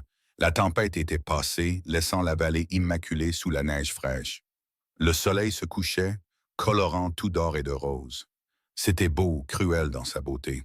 Elle se dirigea vers la grange où son cheval emprunté attendait. « Vous prévoyez de voler mon bétail maintenant? » La voix de Nate vint de derrière elle. Elle ne l'avait pas entendu approcher. « Je venais juste voir comment elle allait, » dit Clara. « C'est un mensonge. » Elle se tourna pour lui faire face. « Comment le sauriez-vous? Parce que je me suis raconté le même mensonge 100 fois. Juste vérifier la clôture, juste parcourir la propriété, juste voir ce qu'il y a derrière la prochaine colline. » Il s'approcha. « C'est toujours le même mensonge qu'on se raconte avant de fuir. » « Je ne fuis pas, n'est-ce pas? » Clara sentit son sang-froid se fissurer. « Qu'attendez-vous de moi, Nate? »« Sheila, vous voulez que je reste et que je regarde Morrison détruire tout ce que vous avez construit? Vous voulez que je sois la femme qui a fait tomber le grand Nate Callahan? Je veux que vous arrêtiez de décider de mon sort à ma place. » Les mots résonnèrent dans la grange. Un cheval hennait nerveusement. Nate prit une profonde inspiration, se forçant au calme. « Vous pensez me protéger en partant, mais ce n'est pas le cas. Vous vous protégez vous-même, et c'est bien. Vous avez tout à fait le droit de vous protéger. Mais ne prétendez pas que c'est un noble sacrifice. Vous ne comprenez pas, n'est-ce pas? Mon mari est mort de sa propre main plutôt que d'affronter l'échec avec vous. C'est un fardeau que vous porterez pour toujours. Je comprends. » Sa voix s'adoucit. « Mais Clara, vous ne pouvez pas passer le reste de votre vie à avoir peur que tous ceux que vous aimez se brisent. Certains d'entre nous sont plus forts qu'ils n'en ont l'air. Et si Morrison crée vraiment des problèmes, alors je le combattrai. J'ai combattu des hommes comme lui toute ma vie, mais vous n'avez jamais eu à les combattre en protégeant quelqu'un d'autre. » L'aveu flotta entre eux. Nate s'approcha, assez près pour qu'elle puisse voir les éclats dorés dans ses yeux gris. « Vous avez raison, dit-il. Je n'ai jamais eu personne qui valait la peine d'être protégé avant. Le bétail, la terre, la réputation, c'est facile. Ils ne me regardent pas comme si j'avais de l'importance. Ils ne sauvent pas la vie de mes employés. Ils ne me définissent pas d'être honnête au lieu d'être dur. Nate, je ne vous demande pas de m'épouser. Je ne vous demande pas de promettre l'éternité. Je vous demande juste de rester assez longtemps pour voir si ça, il fit un geste entre eux, vaut le risque que Morrison représente. » Clara sentit enfin les larmes couler. « Et si ça ne l'est pas? Alors vous partez, et je survis comme je l'ai toujours fait. Mais et si ça l'est? » La question brisa quelque chose en elle. Tout le contrôle qu'elle avait maintenu depuis la mort de Daniel. Tous les murs qu'elle avait construits pour égaler ceux de Nate, ils s'effondrèrent sous le poids de cette simple possibilité. « Et si ça en valait la peine? J'ai peur, murmura-t-elle. Moi aussi. Je ne sais pas comment faire ça. Je ne sais pas comment faire confiance à quelqu'un sans qu'il ne se brise. Moi non plus. Mais c'est peut-être pour ça que c'est important. Il tendit la main vers la sienne avec précaution. Peut-être que faire confiance à quelqu'un d'assez fort pour ne pas se briser est différent de faire confiance à quelqu'un pour ne jamais ressentir de douleur. Clara regarda leurs mains jointes, la sienne marquée par le travail du ranch, la sienne usée par différentes épreuves, et sentit quelque chose changer. Un mois, dit-elle. Quoi? Donnez-moi un mois. Laissez-moi rester. Laissez-moi travailler. Laissez-moi voir si c'est réel ou juste deux personnes seules qui trouvent du réconfort. La mâchoire de Nate se contracta. Et si Morrison crée des problèmes pendant ce mois, nous y ferons face ensemble. Mais si à la fin des 30 jours, l'un de nous veut arrêter, nous le pourrons. Pas de culpabilité, pas de reproche, juste de l'honnêteté. C'était un compromis, un juste milieu entre la fuite et la reddition complète. Nate y réfléchit un long moment. Un mois. Mais Clara, je ne vais pas me retenir. Si je ressens quelque chose, je le dirai. Si vous me rendez fou, je vous le dirai.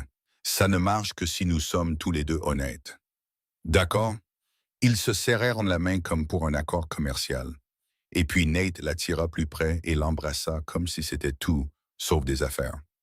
Quand ils se séparèrent, tous deux respirant fort, Clara dit « C'est honnête. » Très.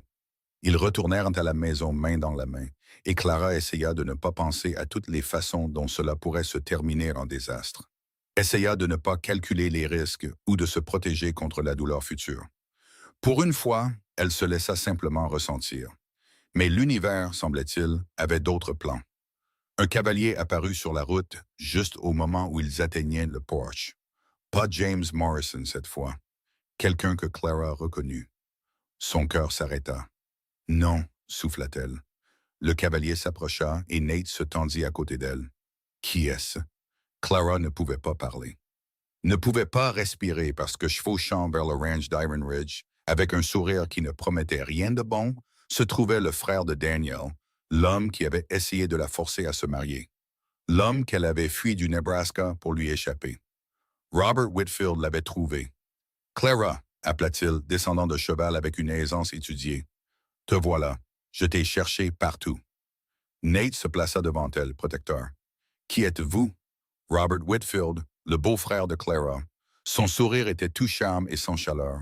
« Je suis venu la ramener à la maison. »« Elle est à la maison, » dit Nate. Les yeux de Robert passèrent de l'un à l'autre, la compréhension se faisant jour. « Je vois. Eh bien, c'est malheureux, Clara. Nous devons parler en privé. »« Non, » dit Clara, retrouvant sa voix. « Quoi que vous ayez à dire, dites-le ici. » Le sourire de Robert s'amincit. « Très bien. Je suis venu avec des nouvelles concernant la succession de votre mari. Il s'avère qu'il y a des dettes dont vous êtes légalement responsable. En tant que sa veuve, vous devez une somme considérable. Et comme vous êtes parti avant de régler les comptes, le marshal du territoire est très intéressé à vous parler. » Clara sentit le sol se dérober sous ses pieds. C'est un mensonge. Vraiment. J'ai des documents, des papiers légaux. Le marshal a déjà émis un mandat. Robert sortit des papiers de son manteau. Vous pouvez revenir au Nebraska volontairement et nous réglerons ça. Ou je peux vous faire arrêter et extrader. C'est de l'extorsion, dit Nate. C'est la loi, Monsieur Callahan. Je me suis renseigné sur vous avant de venir. L'éleveur le plus riche de Trois-Comtés, disent-ils. Mais même votre argent ne peut pas protéger quelqu'un d'une dette légitime et de mandats légaux. L'esprit de Clara s'emballa. Robert mentait. Il devait mentir. Daniel avait des dettes, oui, mais oui, mais elle ne les avait jamais signées, jamais accepté d'en être responsable. Mais le prouver nécessiterait des avocats, des tribunaux, du temps qu'elle n'avait pas. « Combien? » demanda-t-elle doucement. « Clara, non. » Commença Nate. « Combien? » répéta-t-elle. Le sourire de Robert s'élargit. 12 000 $ plus les intérêts, plus les frais de justice, disons 15 000 au total. La somme était astronomique, délibérément impossible. « Je n'ai pas ce genre d'argent, » dit Clara. « Je sais, mais je suis prêt à annuler la dette si vous revenez. Épousez-moi comme nous en avons discuté.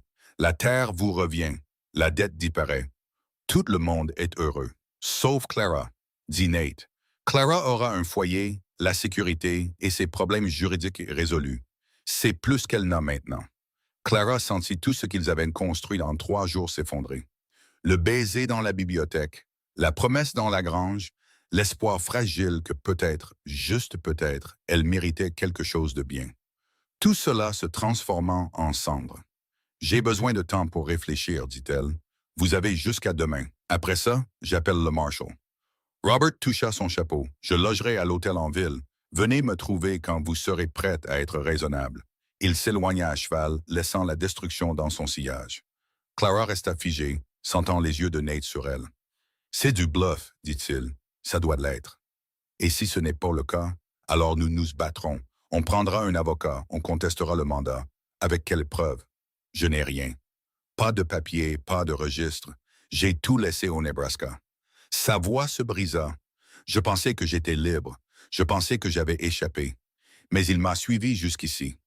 Et maintenant, nous allons nous en occuper. Comment? Vous avez entendu la somme.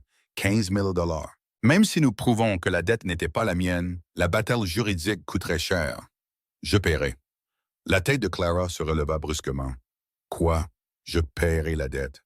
En totalité. Aujourd'hui si nécessaire. Nate, c'est insensé.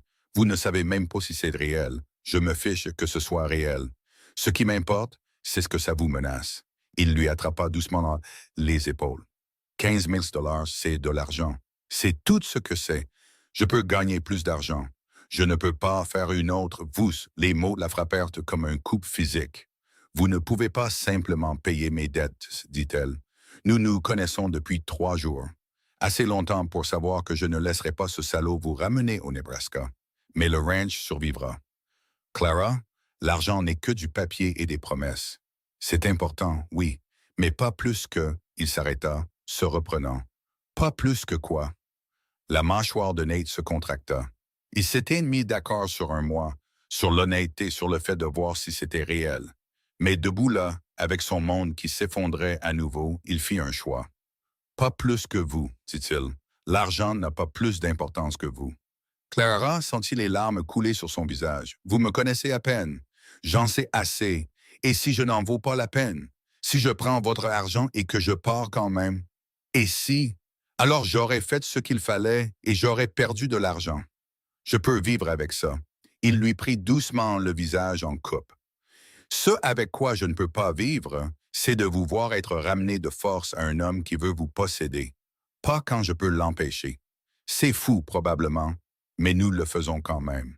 Clara voulait argumenter, voulait le protéger de sa propre générosité, mais elle était si fatiguée de se battre seule, si fatiguée d'être forte. Une condition, dit-elle. Dites-le.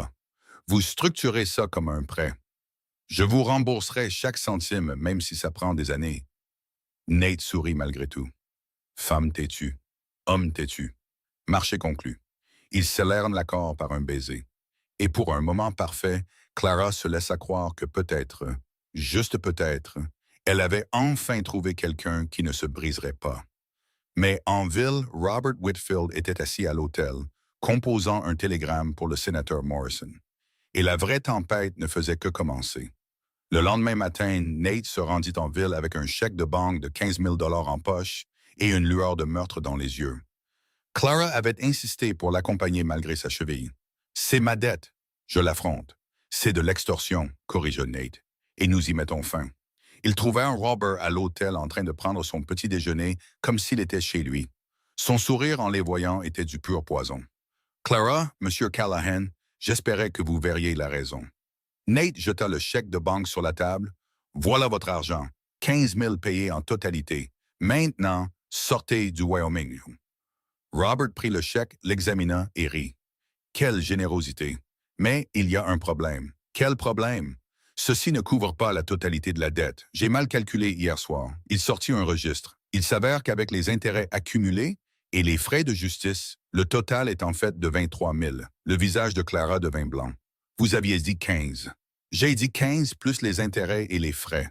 Les intérêts sont composés mensuellement. Clara, vous êtes partie depuis 8 mois. Le calcul est bon. Espèce de menteur de...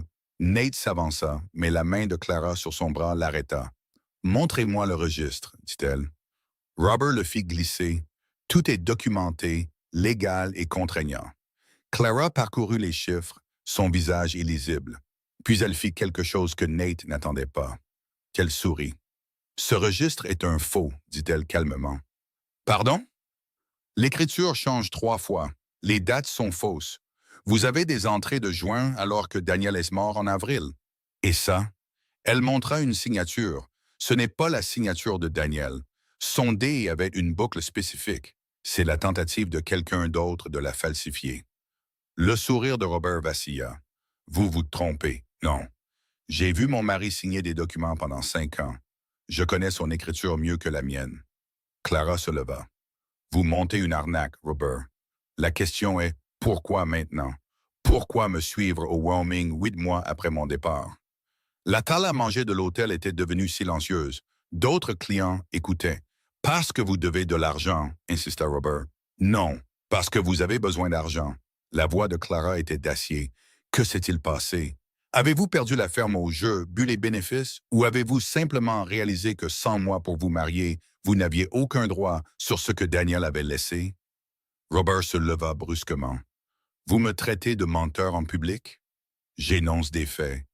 Sa main se dirigea vers sa ceinture, et Nate fut plus rapide.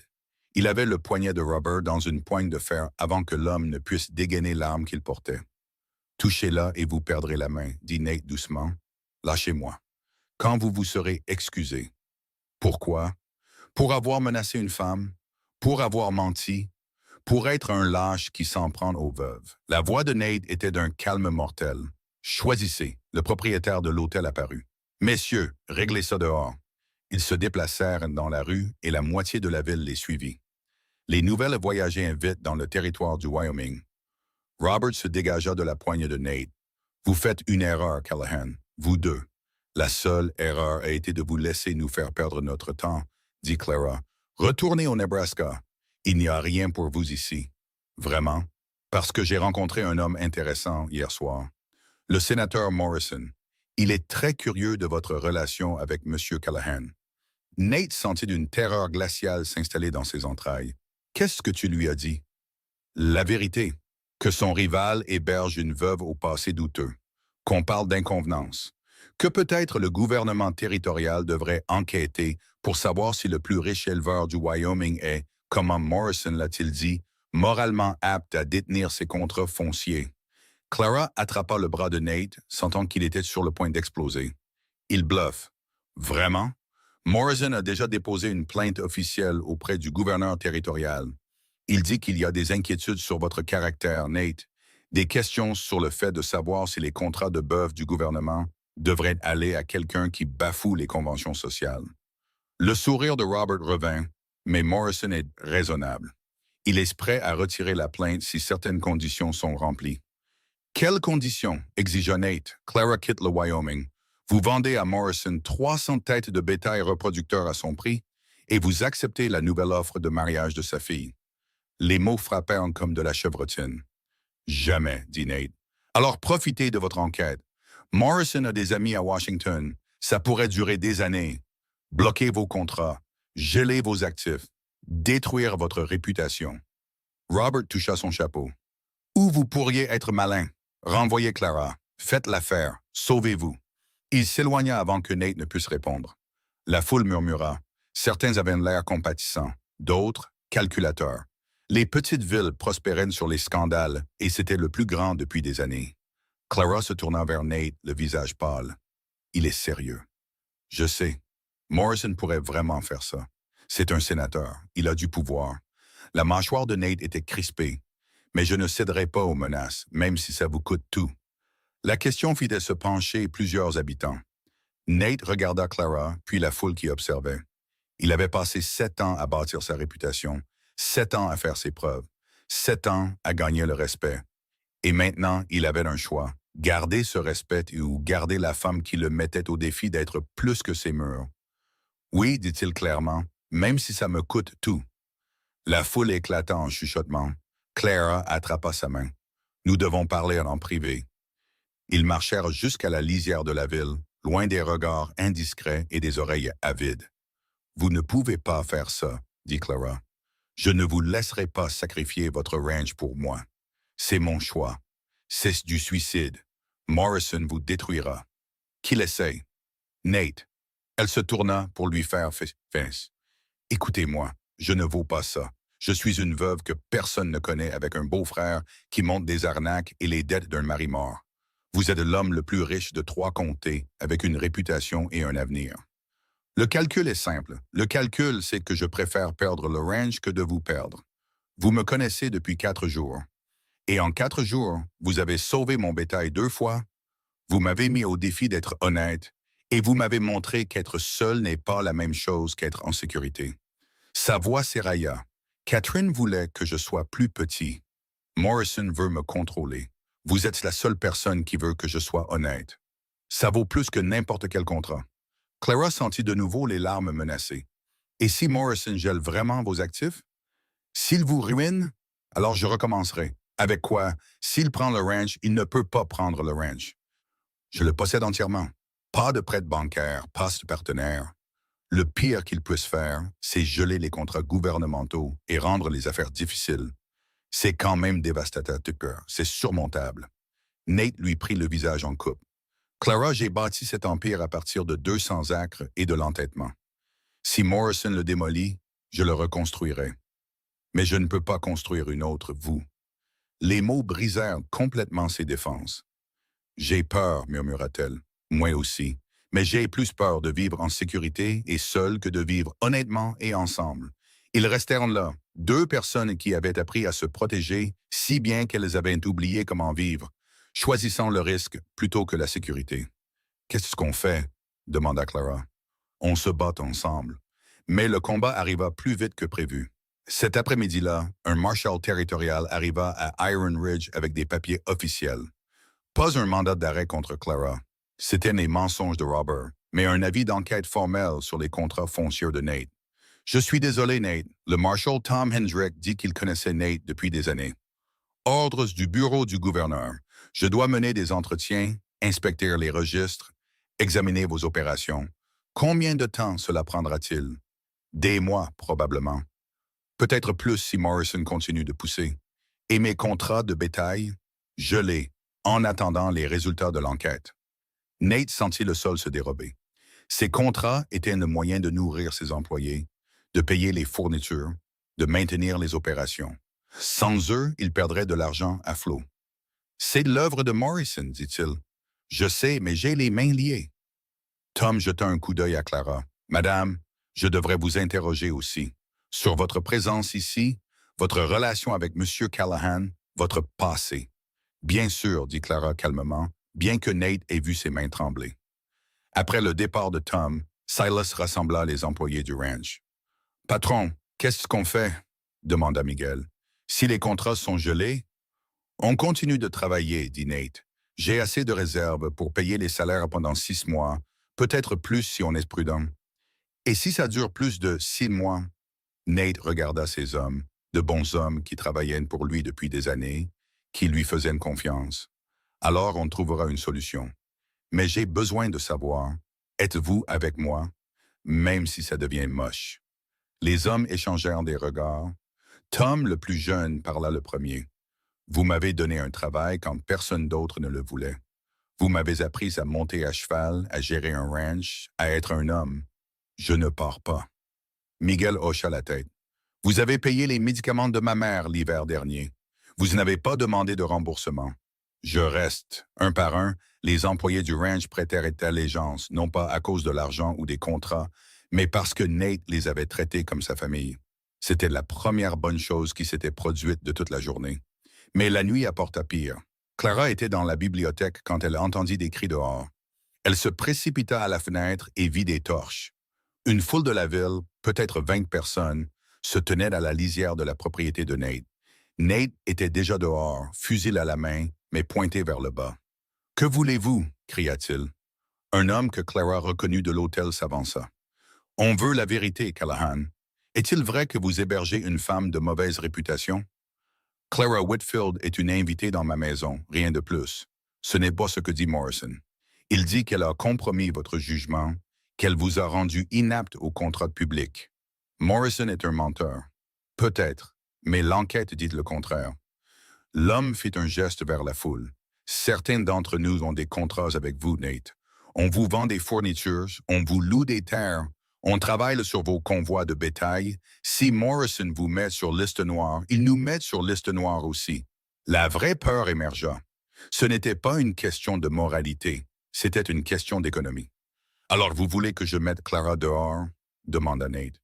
On veut que vous fassiez ce qu'il faut pour cette ville. On ne peut pas se permettre de perdre des affaires parce que vous êtes tué à propos d'une veuve. Clara se dirigea vers la porte, mais Silas lui barra le passage. Laissez Nate s'en occuper, dit-il doucement. Ils sont là à cause de moi. Ils sont là parce que Morrison est un salaud. Ne leur donnez pas cette satisfaction. Dehors, la voix de Nate était claire et dure. Laissez-moi être très clair, Clara Whitfield reste. Si Morrison veut vous punir pour mes choix, c'est entre lui et moi.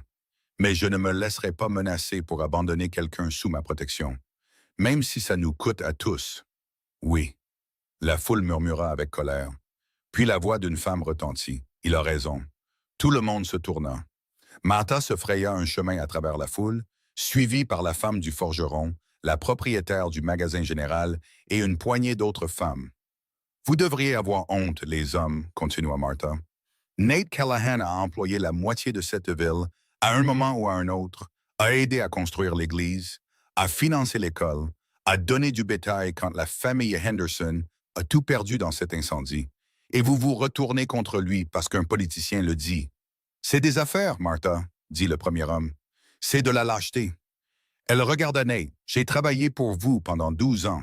Vous ne m'avez jamais demandé de compromettre mes principes. Je ne vous demande pas de compromettre les vôtres.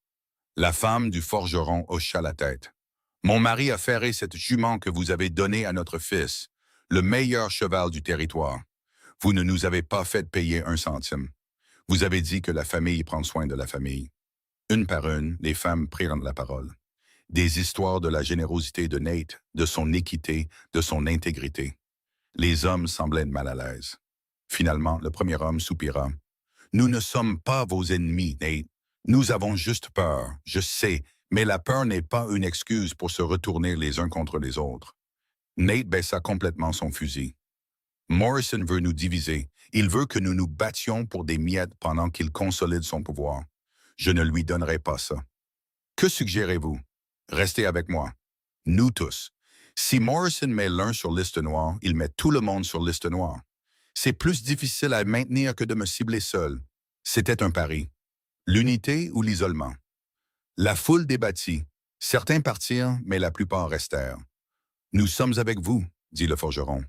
Pour l'instant, mais Nate, ne nous faites pas le regretter. Ils se dispersèrent lentement, laissant Nate debout dans sa cour, épuisé. Clara sortit le rejoindre. C'était courageux. C'était nécessaire. Il la regarda. Mais Clara, ce n'est que le début. Morrison n'arrêtera pas. Robert n'arrêtera pas. La pression va s'aggraver. Je sais. Êtes-vous sûr de vouloir rester? Parce que je comprendrai si... Arrêtez. Elle posa ses doigts sur ses lèvres. Je reste. Non pas parce que vous payez mes fausses dettes ou que vous me protégez de Robert. Je reste parce que pour la première fois depuis la mort de Daniel, j'ai l'impression de vivre au lieu de survivre. Nate embrassa ses doigts, même si vivre signifie se battre, surtout dans ce cas. Ils rentrèrent ensemble et pendant quelques heures, ils se permirent de prétendre que le monde extérieur n'existait pas. Mais en ville, le sénateur Morrison composait des lettres au gouverneur, à Washington, à quiconque ayant du pouvoir qui pourrait l'aider à écraser le plus riche cowboy du Wyoming. Et à l'hôtel, Robert Whitfield comptait l'argent que Morrison lui avait payé pour des informations et souriait. La tempête ne faisait que commencer. 2 jours plus tard, le coup suivant tomba. La banque territoriale rappela le billet de Nate. Il n'avait jamais eu de billet. Le ranch était payé en totalité.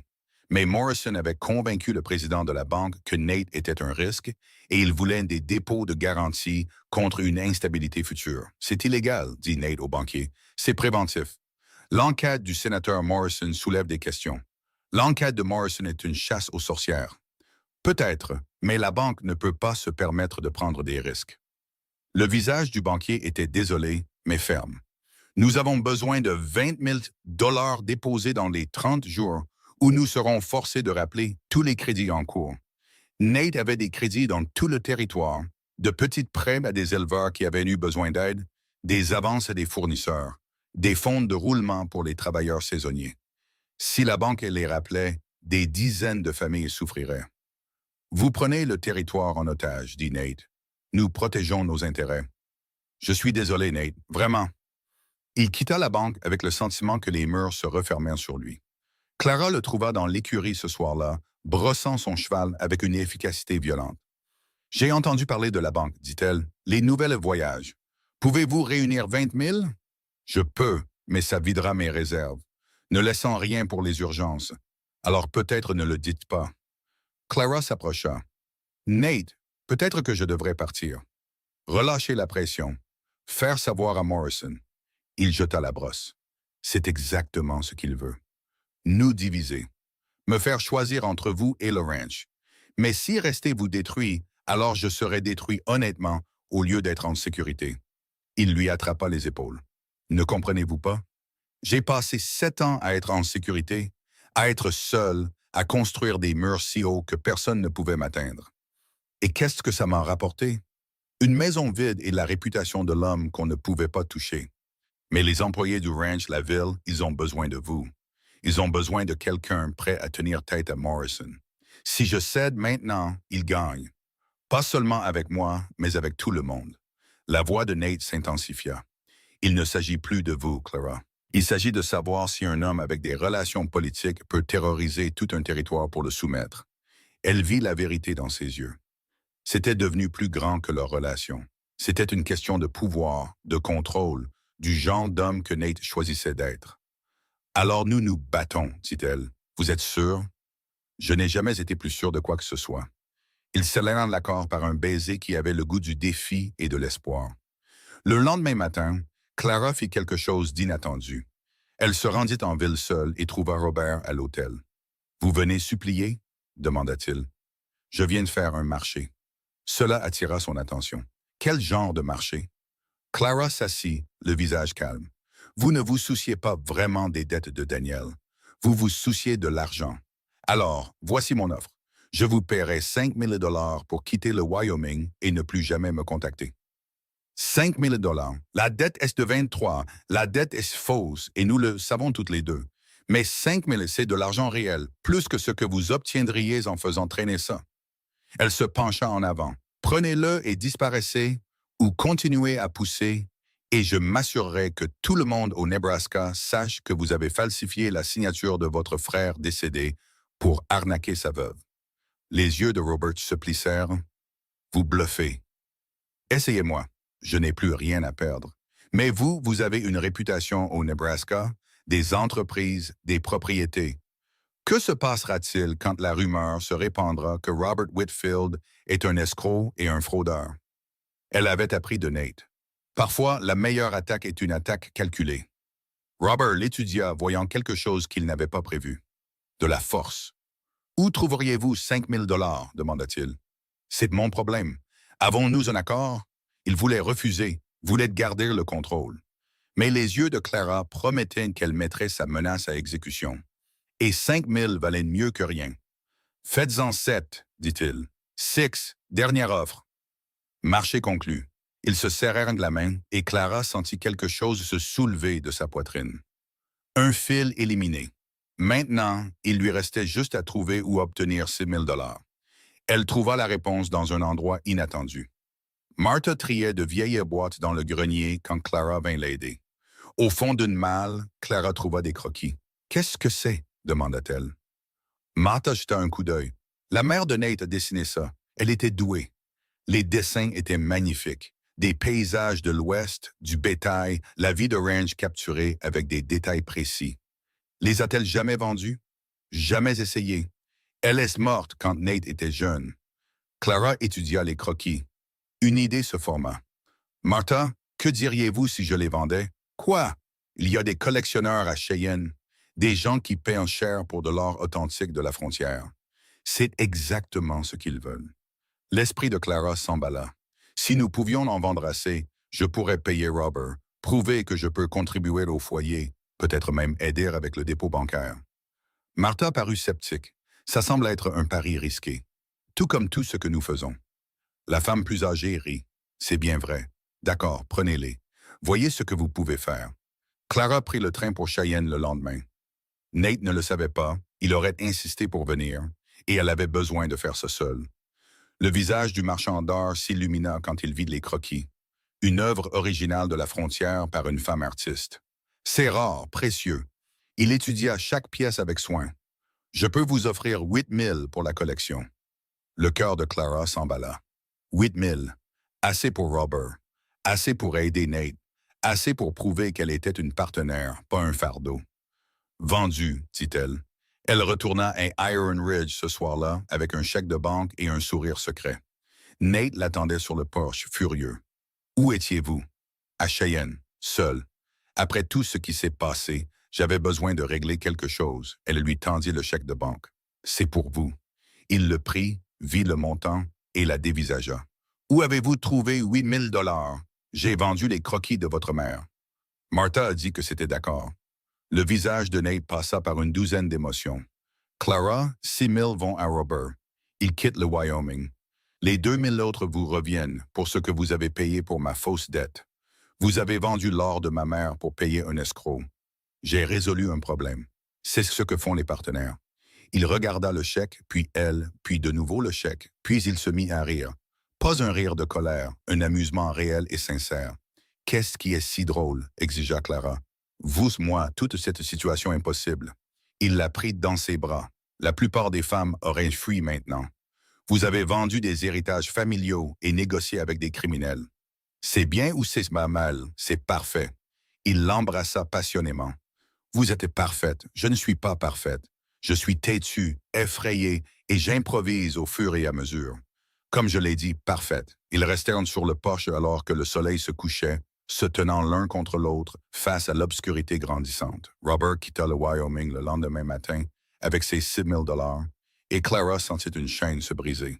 Mais Morrison rôdait toujours. L'enquête était toujours en cours. La banque voulait toujours son dépôt. Et dans la maison, alors que Nate et Clara étaient assis près du feu cette nuit-là, ils se demandaient tous les deux la même chose.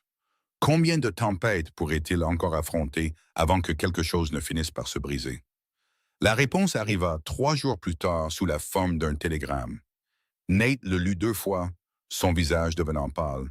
« Qu'est-ce que c'est? » demanda Clara. Morrison a avancé le calendrier de l'enquête. Au lieu de moi, j'ai 2 semaines pour fournir des documents prouvant ma bonne moralité et ma stabilité financière. Il froissa le papier. 2 semaines pour prouver que je ne suis pas une menace pour les intérêts territoriaux. Pouvez-vous le faire? Pas avec la banque qui gèle mes actifs et les gens de Morrison qui contrôlent le comité d'examen. Nate jeta le télégramme dans le feu. Il a truqué ça depuis le début. Silas entra, chapeau à la main. Patron, on a d'autres problèmes. 3 des fournisseurs ne veulent plus nous faire crédit. Ils disent qu'ils ne peuvent pas risquer les représailles de Morrison. C'est grave. On a besoin de fourrage pour l'hiver, de réparation d'équipements, de médicaments pour le bétail. Sans crédit, on parle de 10 000 $ de notre poche, peut-être plus. Nate fit le calcul silencieusement. La banque voulait 20 000. Les fournitures d'hiver coûteraient 10 000. Ses réserves étaient déjà épuisées après avoir payé la fausse dette de Clara et soutenu les opérations pendant le gel des contrats. Il était à court d'options. Il y a une solution, dit Clara doucement. Les 2 hommes la regardèrent. J'ai encore 2 000 de la vente d'or. Et Martha a mentionné qu'il y a d'autres croquis en réserve. On pourrait... Non. La voix de Nate était ferme. Je ne vends pas plus d'œuvres de ma mère. Mais si ça sauve le ranch, ça ne sauvera pas le ranch. Ça nous achètera quelques semaines de plus tout au plus. Il se dirigea vers la fenêtre. Morrison ne va pas s'arrêter. Il trouvera de nouvelles façons de nous presser jusqu'à ce que je vous abandonne, que j'abandonne mon indépendance, ou que j'abandonne tout. Alors on ne lui donne rien, dit Clara. Comment? Elle y pensait depuis des jours, observant les pièces bouger, comprenant la vraie faiblesse de Morrison. Il utilise la peur, dit-elle. La peur de perdre des affaires, la peur des représailles gouvernementales, la peur d'être du mauvais côté du pouvoir. Mais la peur ne fonctionne que si les gens croient qu'il est intouchable. C'est un sénateur. Il est intouchable. L'est-il? L'esprit de Clara s'emballait maintenant. Les sénateurs répondent aux électeurs Et les électeurs n'aiment pas les tyrans qui abusent du pouvoir pour régler des comptes personnels. Nate se tourna. Que suggérez-vous? On rend ça public. Vraiment public. Pas seulement des ragots de ville, mais des journaux, des lettres à Washington, la documentation de chaque menace, de chaque tactique de pression illégale, de chaque abus de pouvoir. Elle s'approcha. Morrison est vulnérable si on l'expose. Il a pris soin de travailler par des intermédiaires. Robert, la banque, le comité d'enquête. Mais il y a une piste. On a juste besoin de la suivre. Silas siffla. C'est dangereux, Clara. Morrison pourrait vous détruire tous les deux. Il essaye déjà de nous détruire. Au moins, de cette façon, on se défend. Nate étudia son visage. Vous êtes sérieuse? Complètement. On ne peut pas gagner en jouant son jeu. Alors, on change les règles. C'était risqué, imprudent. Exactement le genre de choses que font les gens désespérés. D'accord, dit Nate. Faisons-le. Ils passèrent la semaine suivante à rassembler des preuves. Chaque tentative d'intimidation, chaque coïncidence suspecte, chaque tactique de pression que Morrison avait utilisée. La banque rappelant le billet de Nate, ils trouvèrent des documents montrant que Morrison possédait des actions dans cette banque.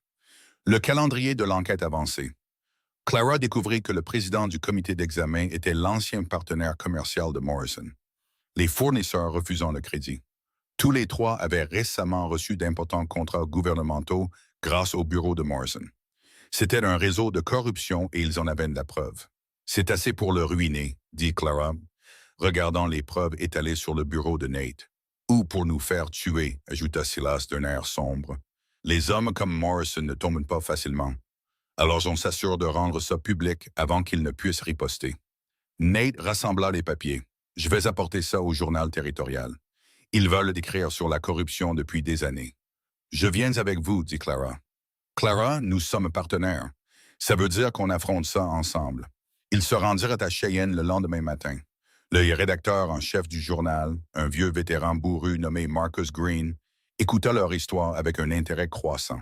« Vous savez ce que vous me demandez de faire? » dit-il. « Morrison a de l'influence. Il pourrait me faire fermer. » « Ou vous pourriez être l'homme qui a dénoncé un sénateur corrompu, » dit Clara. « Pour quelle histoire voulez-vous qu'on se souvienne de vous? » Green sourit. « Je l'aime bien, Callahan. Elle a du crâne. Il étudia les documents. C'est solide, vraiment solide. Donnez-moi 3 jours pour vérifier les sources et rédiger ça. Ensuite, on le met en première page. 3 jours, c'est peut-être trop long, dit Nate. Morrison se rapproche. Alors, je travaillerai vite, mais je n'imprimerai rien que je ne puisse vérifier. C'est comme ça qu'on le bat, avec la vérité, pas avec des accusations. Ils partirent, à la fois pleins d'espoir et terrifiés. Mais Morrison était déjà en mouvement. Ils retournèrent à Iron Ridge pour trouver le marshal Tom Hendress, qui les attendait avec d'autres papiers. « Je suis désolé, Nate, vraiment. » Tom remet un avis officiel. Le comité d'enquête a rendu sa décision préliminaire. Il recommande la suspension de tous vos contrats gouvernementaux en attendant l'examen final. C'est une condamnation à mort pour le ranch, dit Silas. Je sais. Mais il y a plus. Tom regarda Clara. Il recommande également que Mademoiselle Whitfield soit retirée de la propriété comme condition de réintégration. Clara sentit le sol basculer.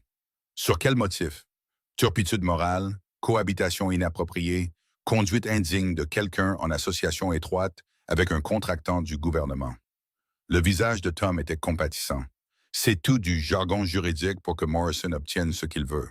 « Quand est-ce que ça prend effet? » demanda Nate, sa voix d'un calme mortel.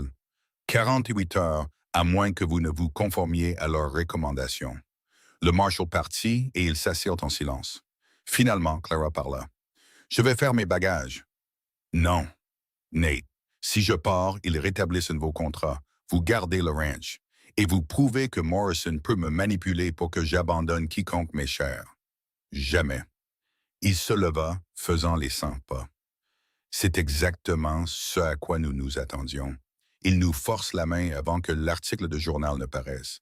Mais si l'article ne change rien, il le fera.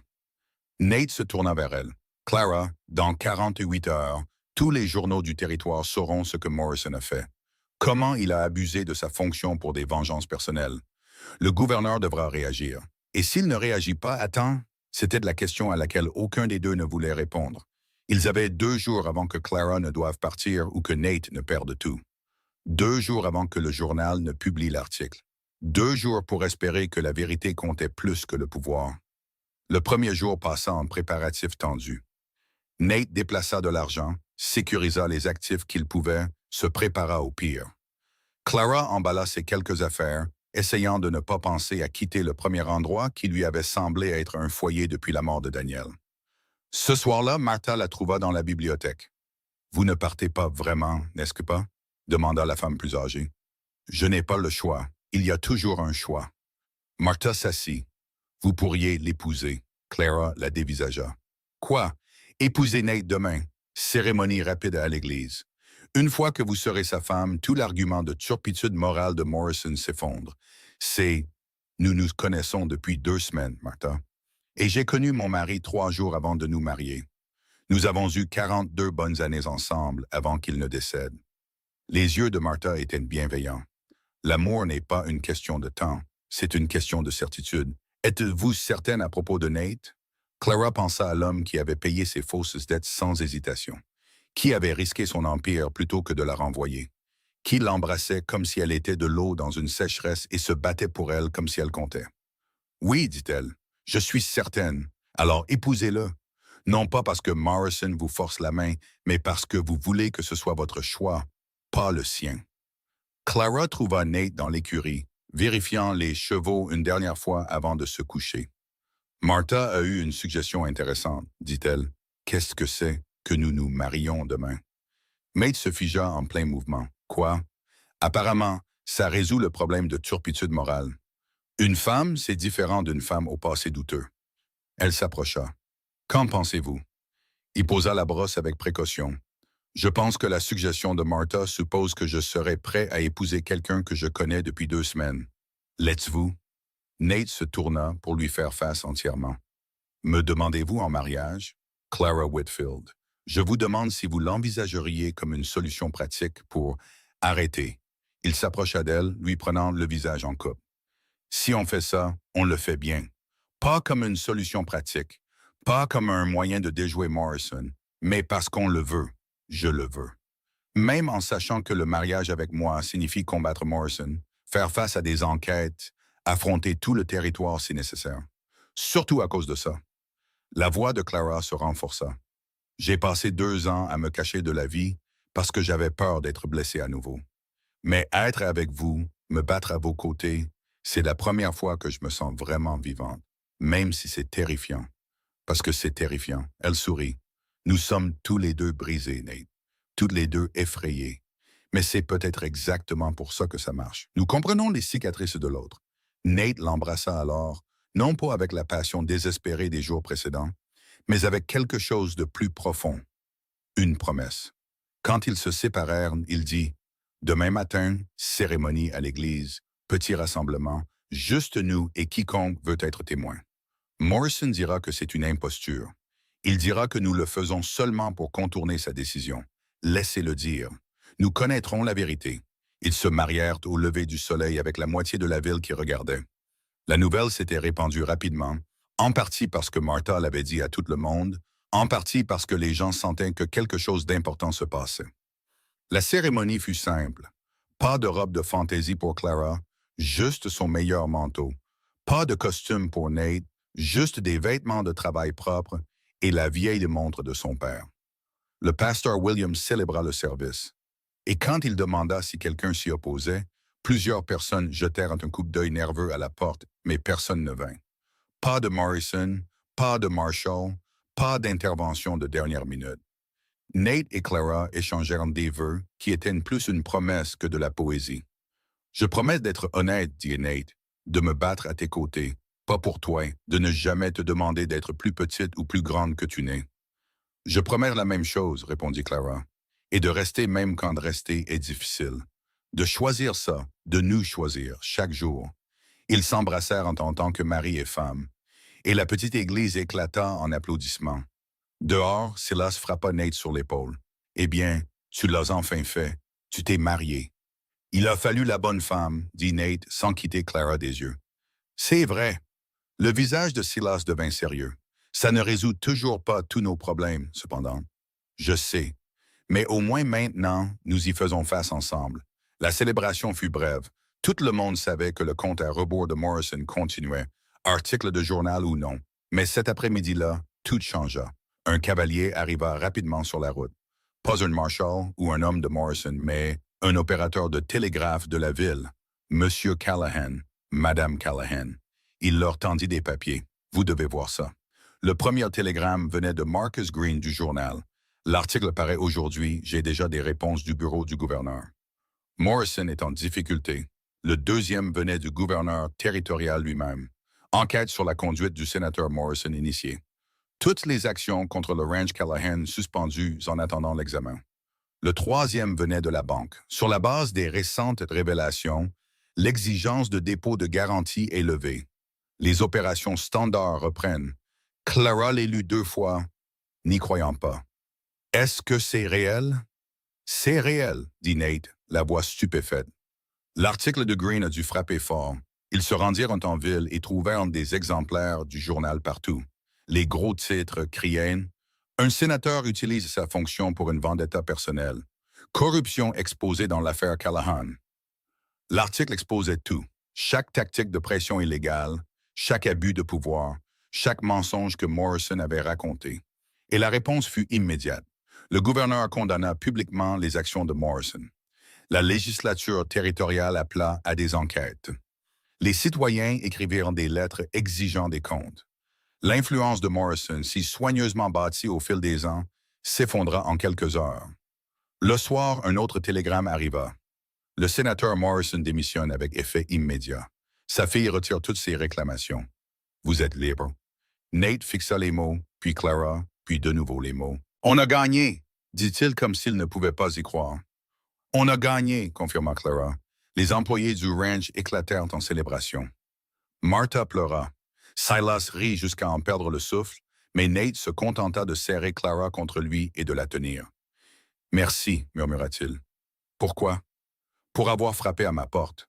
Pour ne pas être parti quand j'étais impossible. Pour t'être battu à mes côtés. Il recula pour la regarder. Pour nous avoir choisis quand abandonner était plus facile. Je n'ai pas choisi la facilité, dit Clara. J'ai choisi l'honnêteté. J'ai choisi le réel. Je t'ai choisi. Ils s'embrassèrent dans la cour pendant que le ranch célébrait autour d'eux. 2 personnes qui avaient construit des murs si hauts qu'elles avaient failli se manquer. Maintenant debout ensemble, sans armure. Les semaines suivantes apportèrent de la restauration. Les contrats furent rétablis. Les fournisseurs étaient impatients de travailler à nouveau. La banque, pleine de remords et accommodante. Morrison disparut complètement du Wyoming. Sa carrière politique détruite par sa propre corruption. Clara s'installa dans la vie du ranch comme si elle y avait toujours appartenu. Elle apprit à gérer les comptes, à travailler avec les fournisseurs, à s'occuper de la correspondance, devenant non seulement la femme de Nate, mais sa véritable partenaire.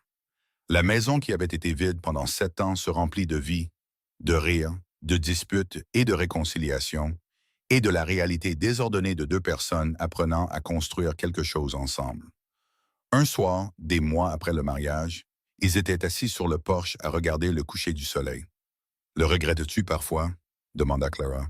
« D'avoir tout risqué pour quelqu'un que tu connaissais à peine ?» Nate considéra la question sérieusement. « Non, parce que je n'ai pas tout risqué pour quelqu'un que je connaissais à peine. J'ai tout risqué pour avoir la chance de connaître quelqu'un qui valait le risque. C'est une distinction qui aurait pu vous coûter 12 000 acres. Et être en sécurité m'a coûté 7 ans de solitude. Il la serra plus près. Je prends le risque. » Clara se pencha contre lui, sentant la force solide de l'homme qui avait choisi la vulnérabilité plutôt que la sécurité, le partenariat plutôt que l'isolement. « La ville parle encore de nous, tu sais, dit-elle. Le plus riche cowboy qui a failli tout perdre pour une veuve que personne ne connaissait. Laisse-les parler.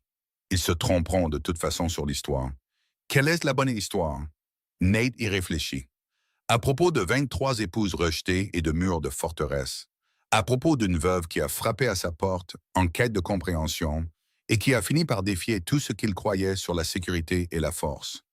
La bonne histoire, dit-il, c'est que parfois, la chose la plus courageuse que vous puissiez faire est de laisser quelqu'un vous voir vraiment. toutes les parties brisées, toutes les parties effrayées, toutes les parties que vous avez passé des années à protéger, et de faire confiance qu'il restera quand même. Clara se tourna pour l'embrasser. Je reste, je sais. Même quand tu es impossible, surtout dans ces moments-là. Ils s'assirent dans un silence confortable alors que l'obscurité tombait sur le ranch d'Iron Ridge. La terre que Nate avait bâtie seul leur appartenait maintenant à tous les deux. Non pas par transaction ou arrangement, mais par choix. À l'intérieur, Martha préparait le dîner.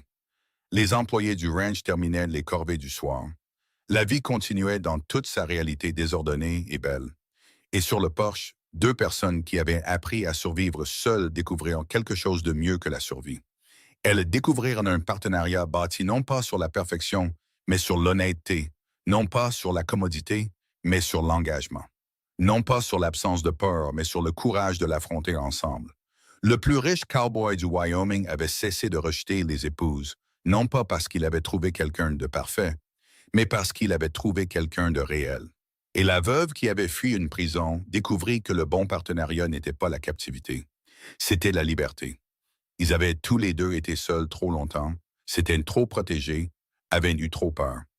Mais debout ensemble, les murs abattus et les cœurs exposés, ils apprirent ce que la force signifiait vraiment. Non pas la capacité de se tenir seul, mais le courage de laisser quelqu'un se tenir à vos côtés. La vallée s'étendait devant eux, vaste, impitoyable et belle. Demain apporterait de nouveaux défis. Du bétail à gérer, des contrats à remplir, un territoire se remettant encore de la corruption de Morrison.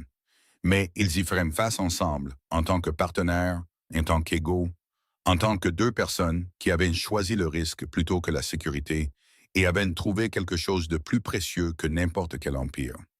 Ils s'étaient trouvés l'un l'autre.